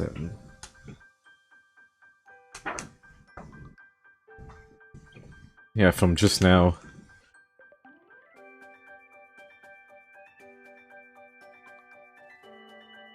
I guess it's sort of hard to tell, but, oops. Oh, it's magnetic there. I didn't realize that. That is weird. But yeah, like... The line art is supposed to be a little bit more finer for this one, so I've been very careful to only go with a light touch with the pen over this. Because I wanted it to be less pronounced, so to speak. I want it to be much lighter. Actually, I'm going to go through a second pass just to thicken up some parts of this, but I'm going to try to keep much of the line art as thin as I can. I might not even do the outline, actually. I feel like I don't need an outline for this piece in particular.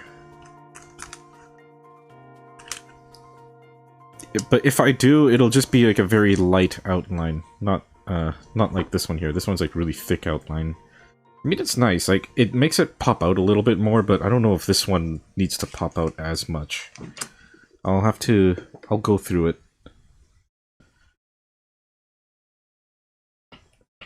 Okay, so... now we just need to thicken up some of these lines here. Mostly the parts where I think is going to be a little bit dark.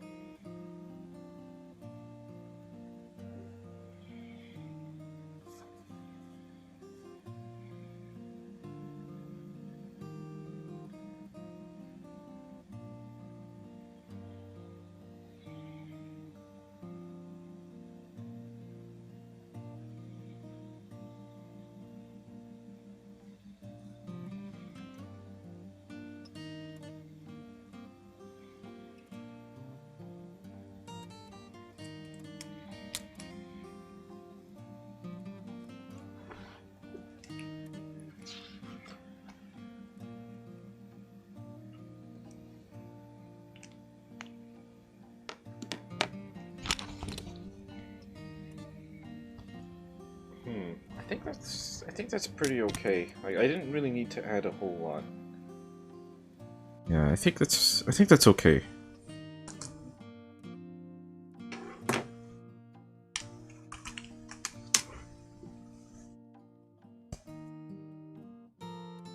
Alright. So I'm not going to do an outline for this one. I just did like a very light touch to kind of make some parts of it a little bit thicker here, a little bit thicker there, but I'm not going to do the outline for this one. It's just a little better that way. Can keep it kind of simple. So the parts that are going to be white are this, and I don't know what that is. I think that's going to be part of the dress, or it could be like a bow, but the bow is in the back. That's a sash. It's a sash. So the sash is going to be like at the back.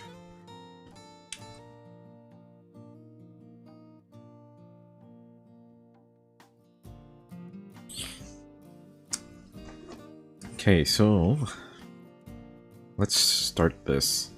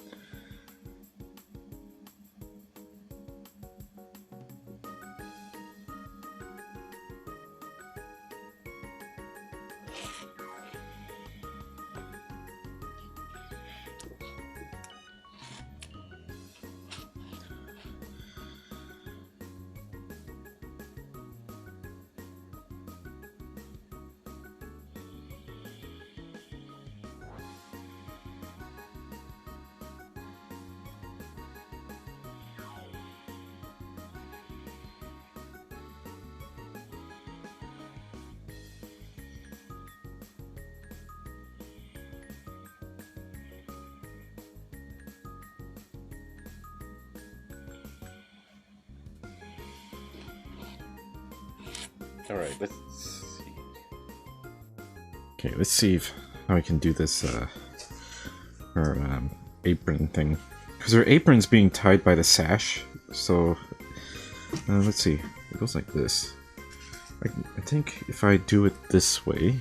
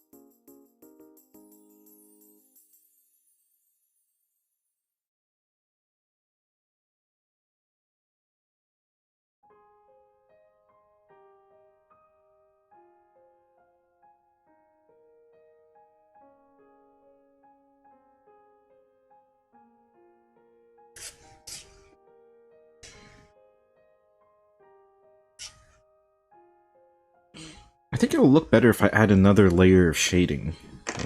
Maybe with, like, a darker color. But, I'll have to do that afterwards. Wait for that one to dry. Okay, this is the part that I think is going to be a little bit interesting. Let's see. How will the shading in this one work?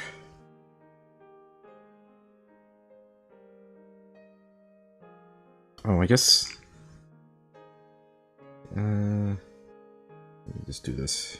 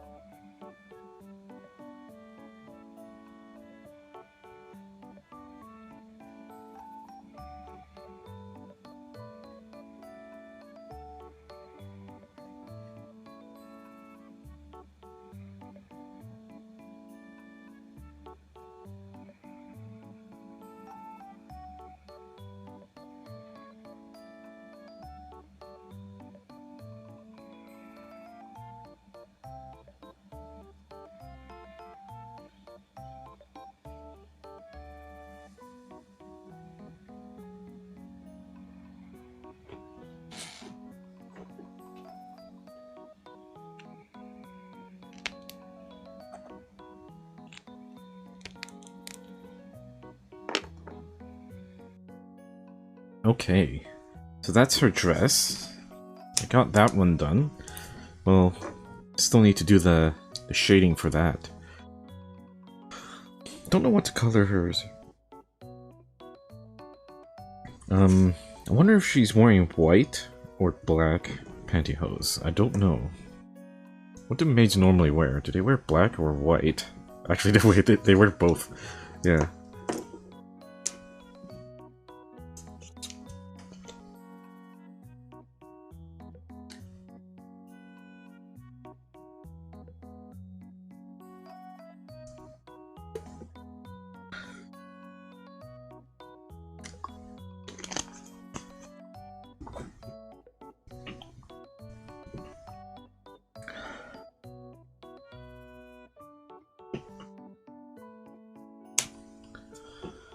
But this one does look really good so far.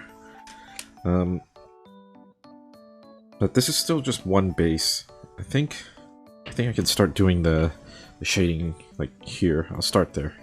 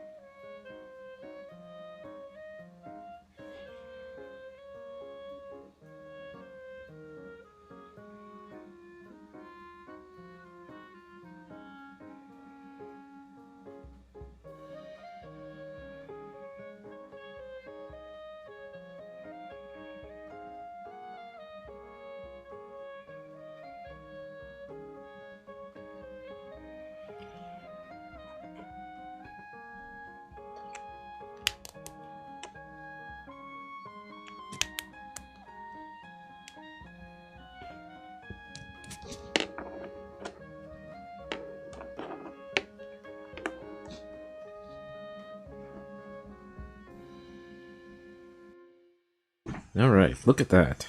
That looks pretty good. You know, I just noticed something. I just forgot something on the other piece here. Oh, I guess I can't do it. Oh yeah, because of the way she's sitting. Okay, so it won't look right if I did it. Never mind. Because I was thinking of doing like a drop shadow for her, but it didn't. I don't know.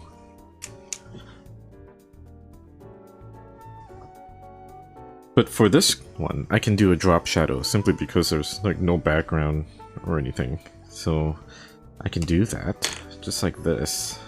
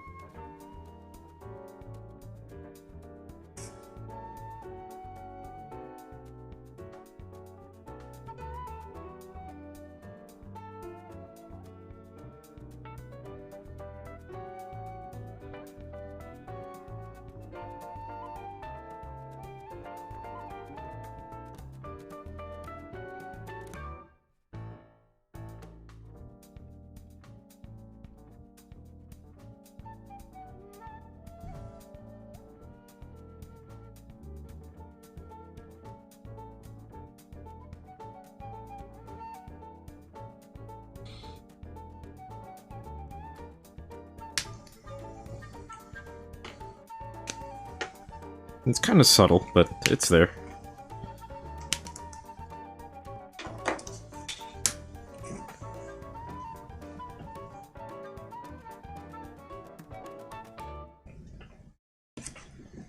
Okay, what else was I gonna add? Probably gonna add some of these hair strands.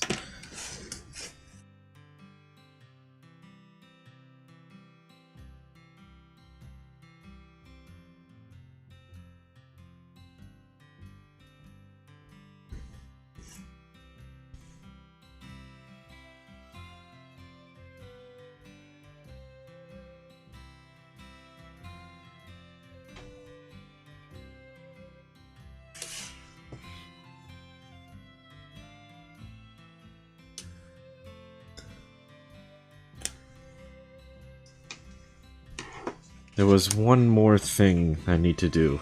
I don't know if I... Actually, I don't know if I want to put it on her or not. I think she looks nice without it, but she has glasses. So I don't know if I want to put glasses on this one. I think I'm gonna avoid that here. I'm not gonna do that.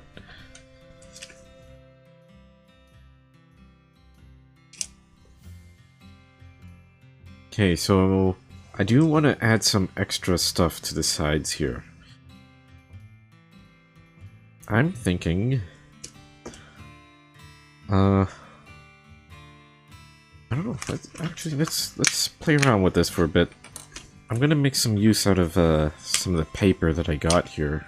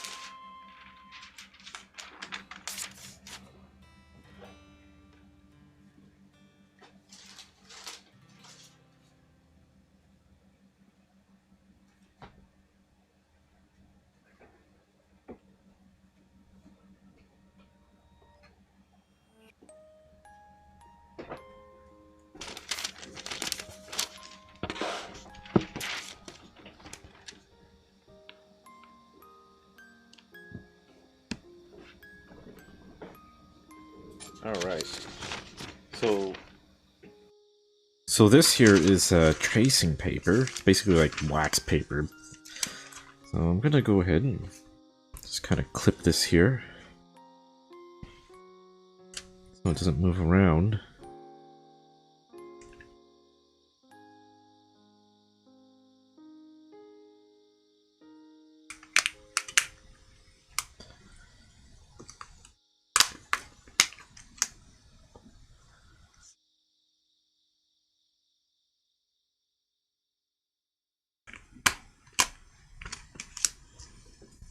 I actually really like the look of this. It's so washed out. Like, I almost feel like I wish it was like this. Like, if I could glue this this sort of coating on the sheet, it looks really nice and washed out.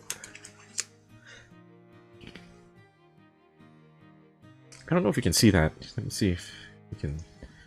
Can you see that?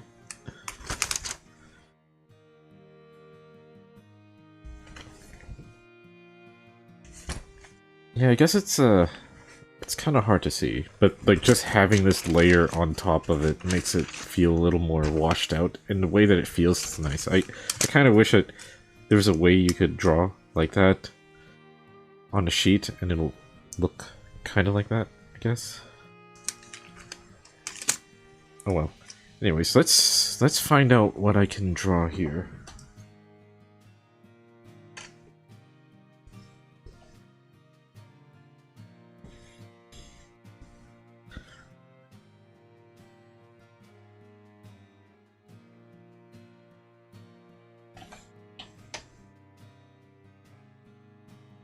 Actually, no. I should use that. Should I? No, this is... It's gonna come off pretty easily. No.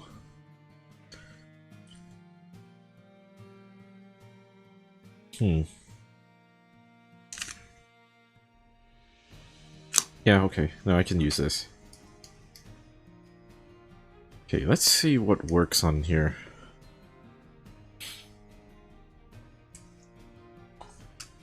I wonder if you could use, like, some made things. I don't know, like, maybe, like, coffee. I could draw coffee. Like, one of those, percolators for brewing coffee.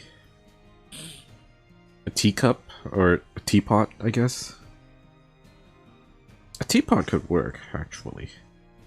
Ah.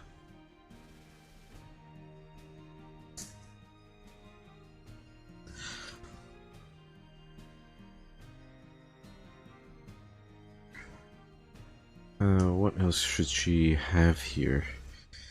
Let's go with a teapot.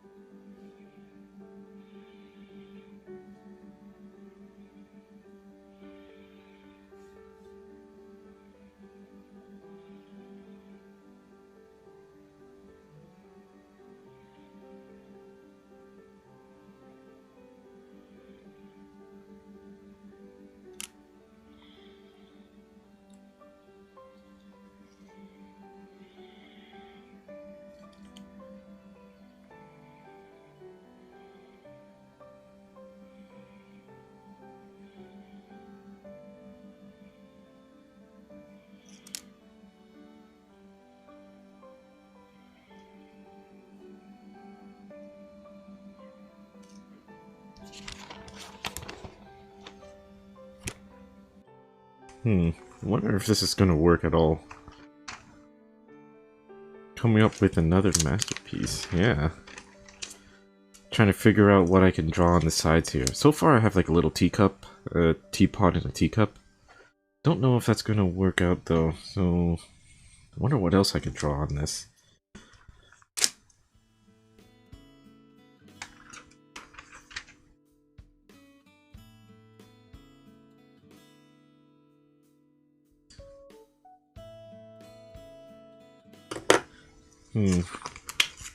A feather duster. Oh, that could be a good one too.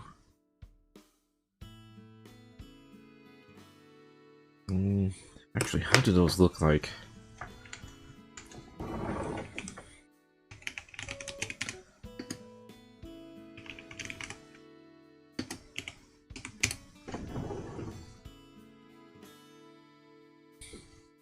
It has to be like the classic ostrich feather feather duster. They kind of look a bit like... Let's see how they look like here. You know, I just realized, like, I don't think I want that there, the teacup. I might just get rid of that entirely. But this might stay there.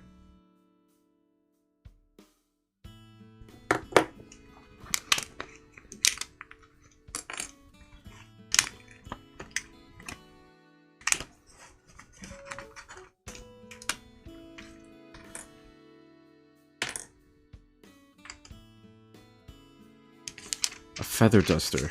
Okay, so I'm gonna use a feather duster for this one. On this side here.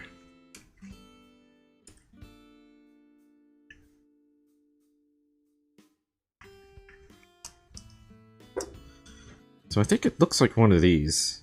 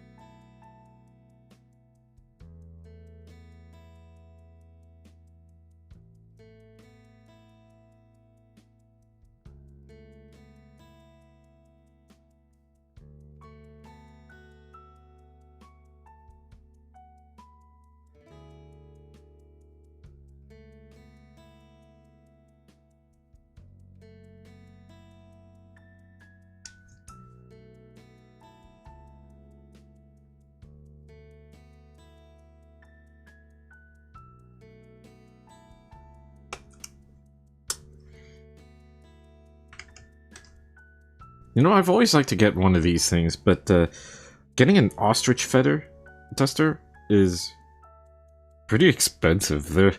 I can see why they're not exactly like common.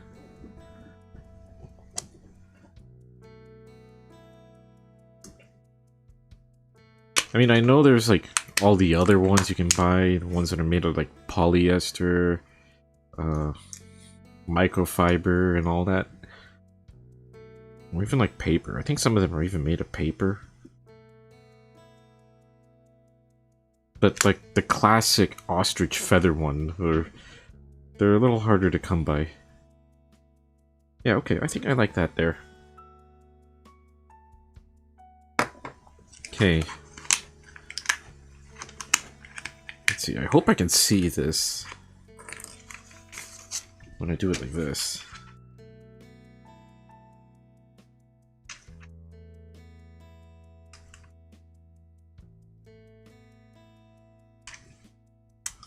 I can barely see it. Yeah, that's not bad. I can see it.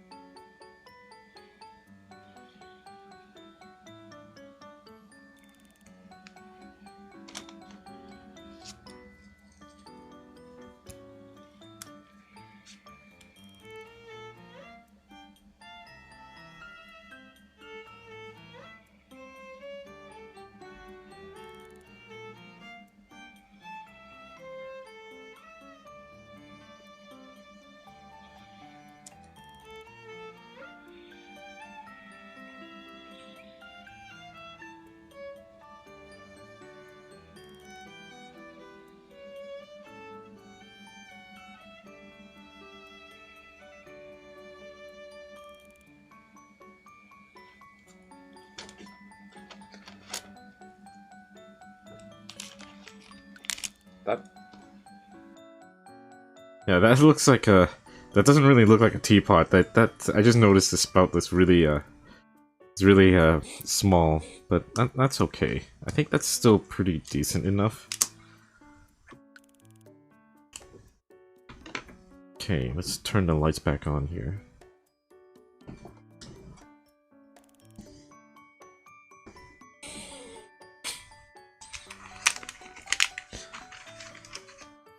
A slow pour teapot. It's for decanting at great heights.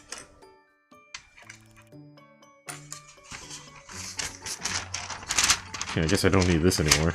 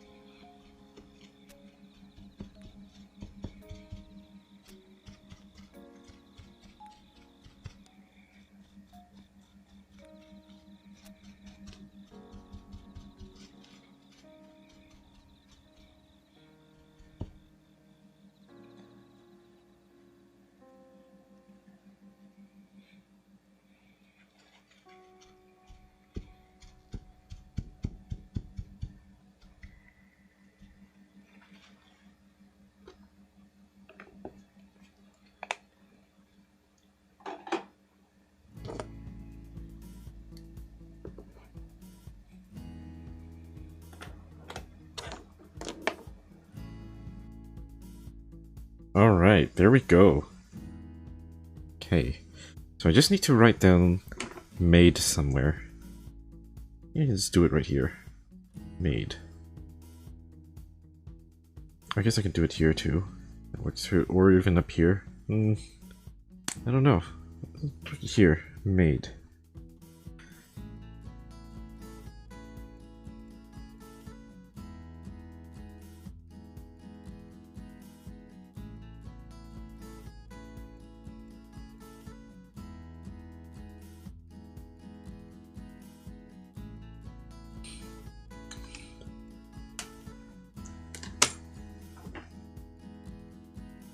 I can sign this one off.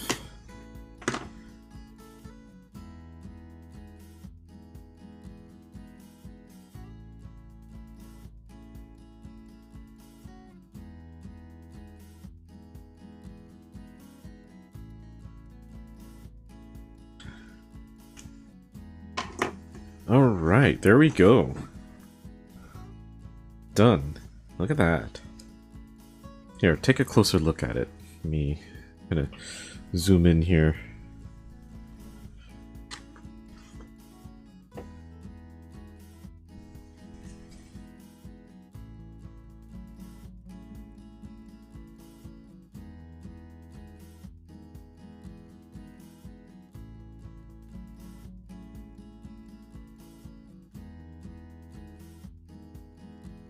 Okay, there's just one little thing I might want to add here. It's very, very minor, but I can do it.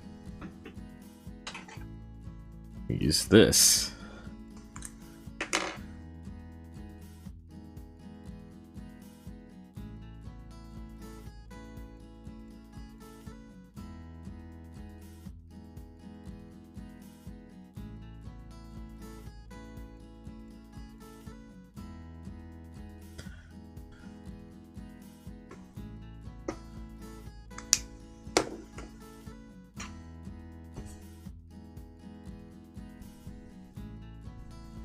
Yeah, so it's very minor. I just added some highlights to her shoes here, so it kind of shines a little bit.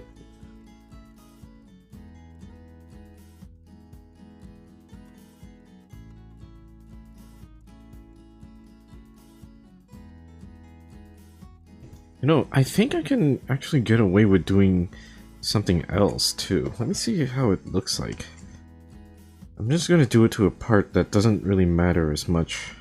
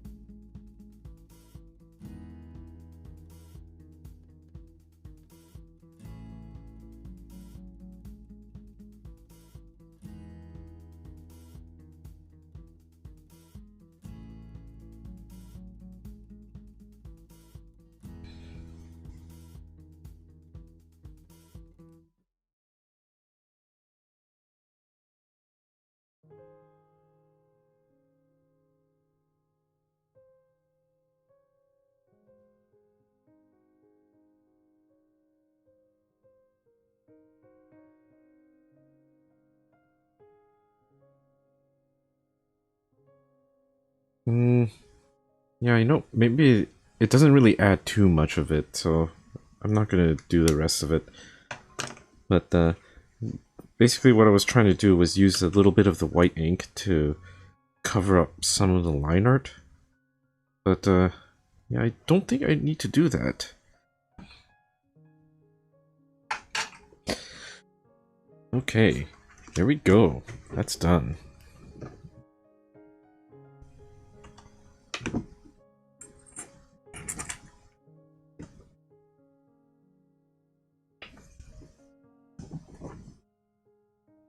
Alright, so here are the two pieces that were finished tonight. Not bad, huh?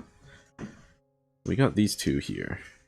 Unkempt and Maid. Two different styled of pictures, or so.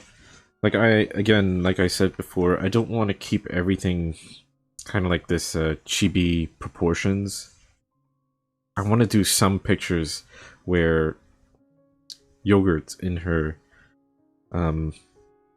normal proportions, so to speak. I mean, the chibi proportions are really nice and they're easy to do. Like, I can actually do them really fast. But yeah, usually the proportional ones like this one, they take a little bit more time to do because they need me to be a little bit more precise. Whereas these ones, like, I don't have to be that precise. I can just go really quickly. Like, I think when I did the line art in this one, maybe 20 minutes or so, if you were here earlier in the stream. Yeah, it didn't take me very long to do that.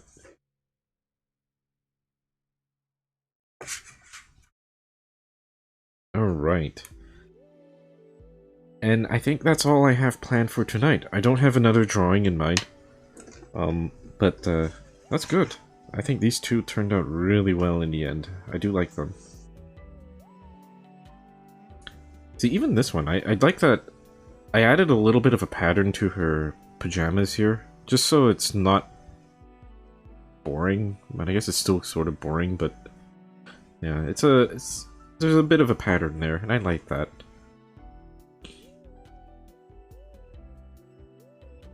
Okay, so what I'm gonna do now is I'm gonna bring the stream to a close.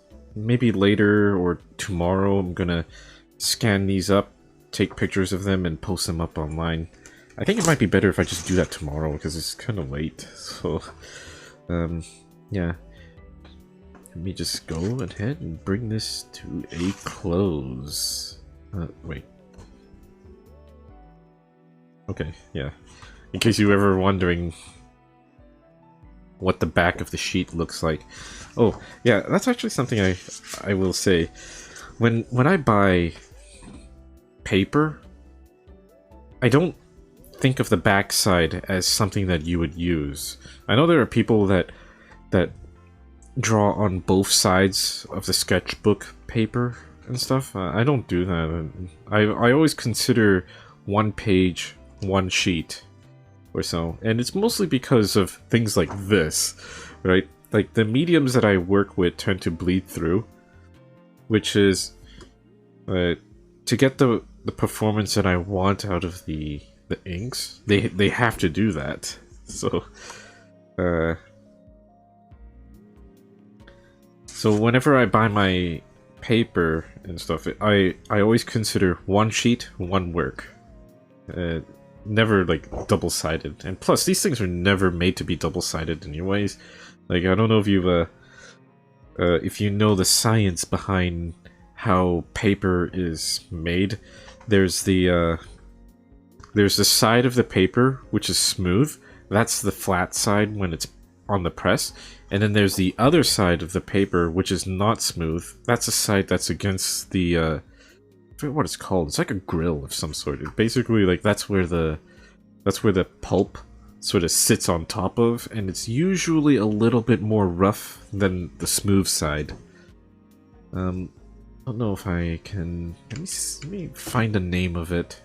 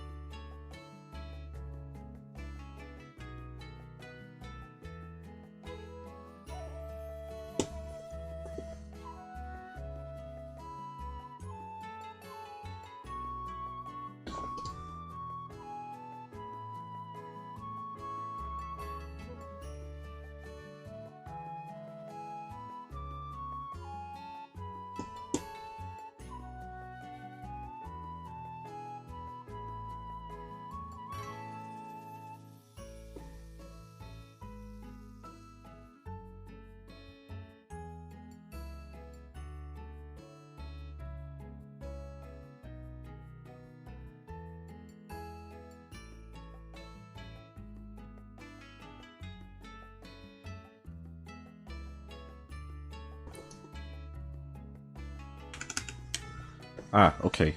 Yeah, so it's called the felt and the mold. So the side of the sheet that I'm drawing on most of the time is called the mold side. That's the part that's flat, and on the other side is the felt side. Yeah. So that's the part that's just a tiny bit more rough than the mold side. And that's also something that you'll learn when you do printing and stuff. When you're printing on like photos and such, like there's usually when it comes to printing pictures and printing art, there's only one correct side for you to print your paper on. You cannot put it on backwards, otherwise the ink doesn't actually soak in very well. I mean, one obvious example is photo paper, but it's not just photo paper. There's also a bunch of matte papers that are best performed if you print it on the main side, not the other side. I mean, in the same way, like, this kind of paper is... you can do it either way. For me, like, it doesn't really matter if it's one side or the other, as long as I stick to one side consistently. Because at least I find that the performance of the paper is about the same on the back as it is on the front. But not all papers are like that. Anyways, let me bring this stream to a close.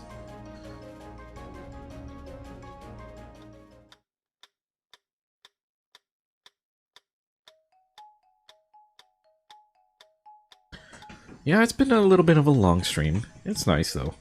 This one was about 4.5 hours or so, which is not bad. Like that's a good amount of time. But anyways, I will be heading off to bed. Well, maybe after I take some pictures of these things first. But otherwise, you guys have a good night, and we will see you again next time. Take care.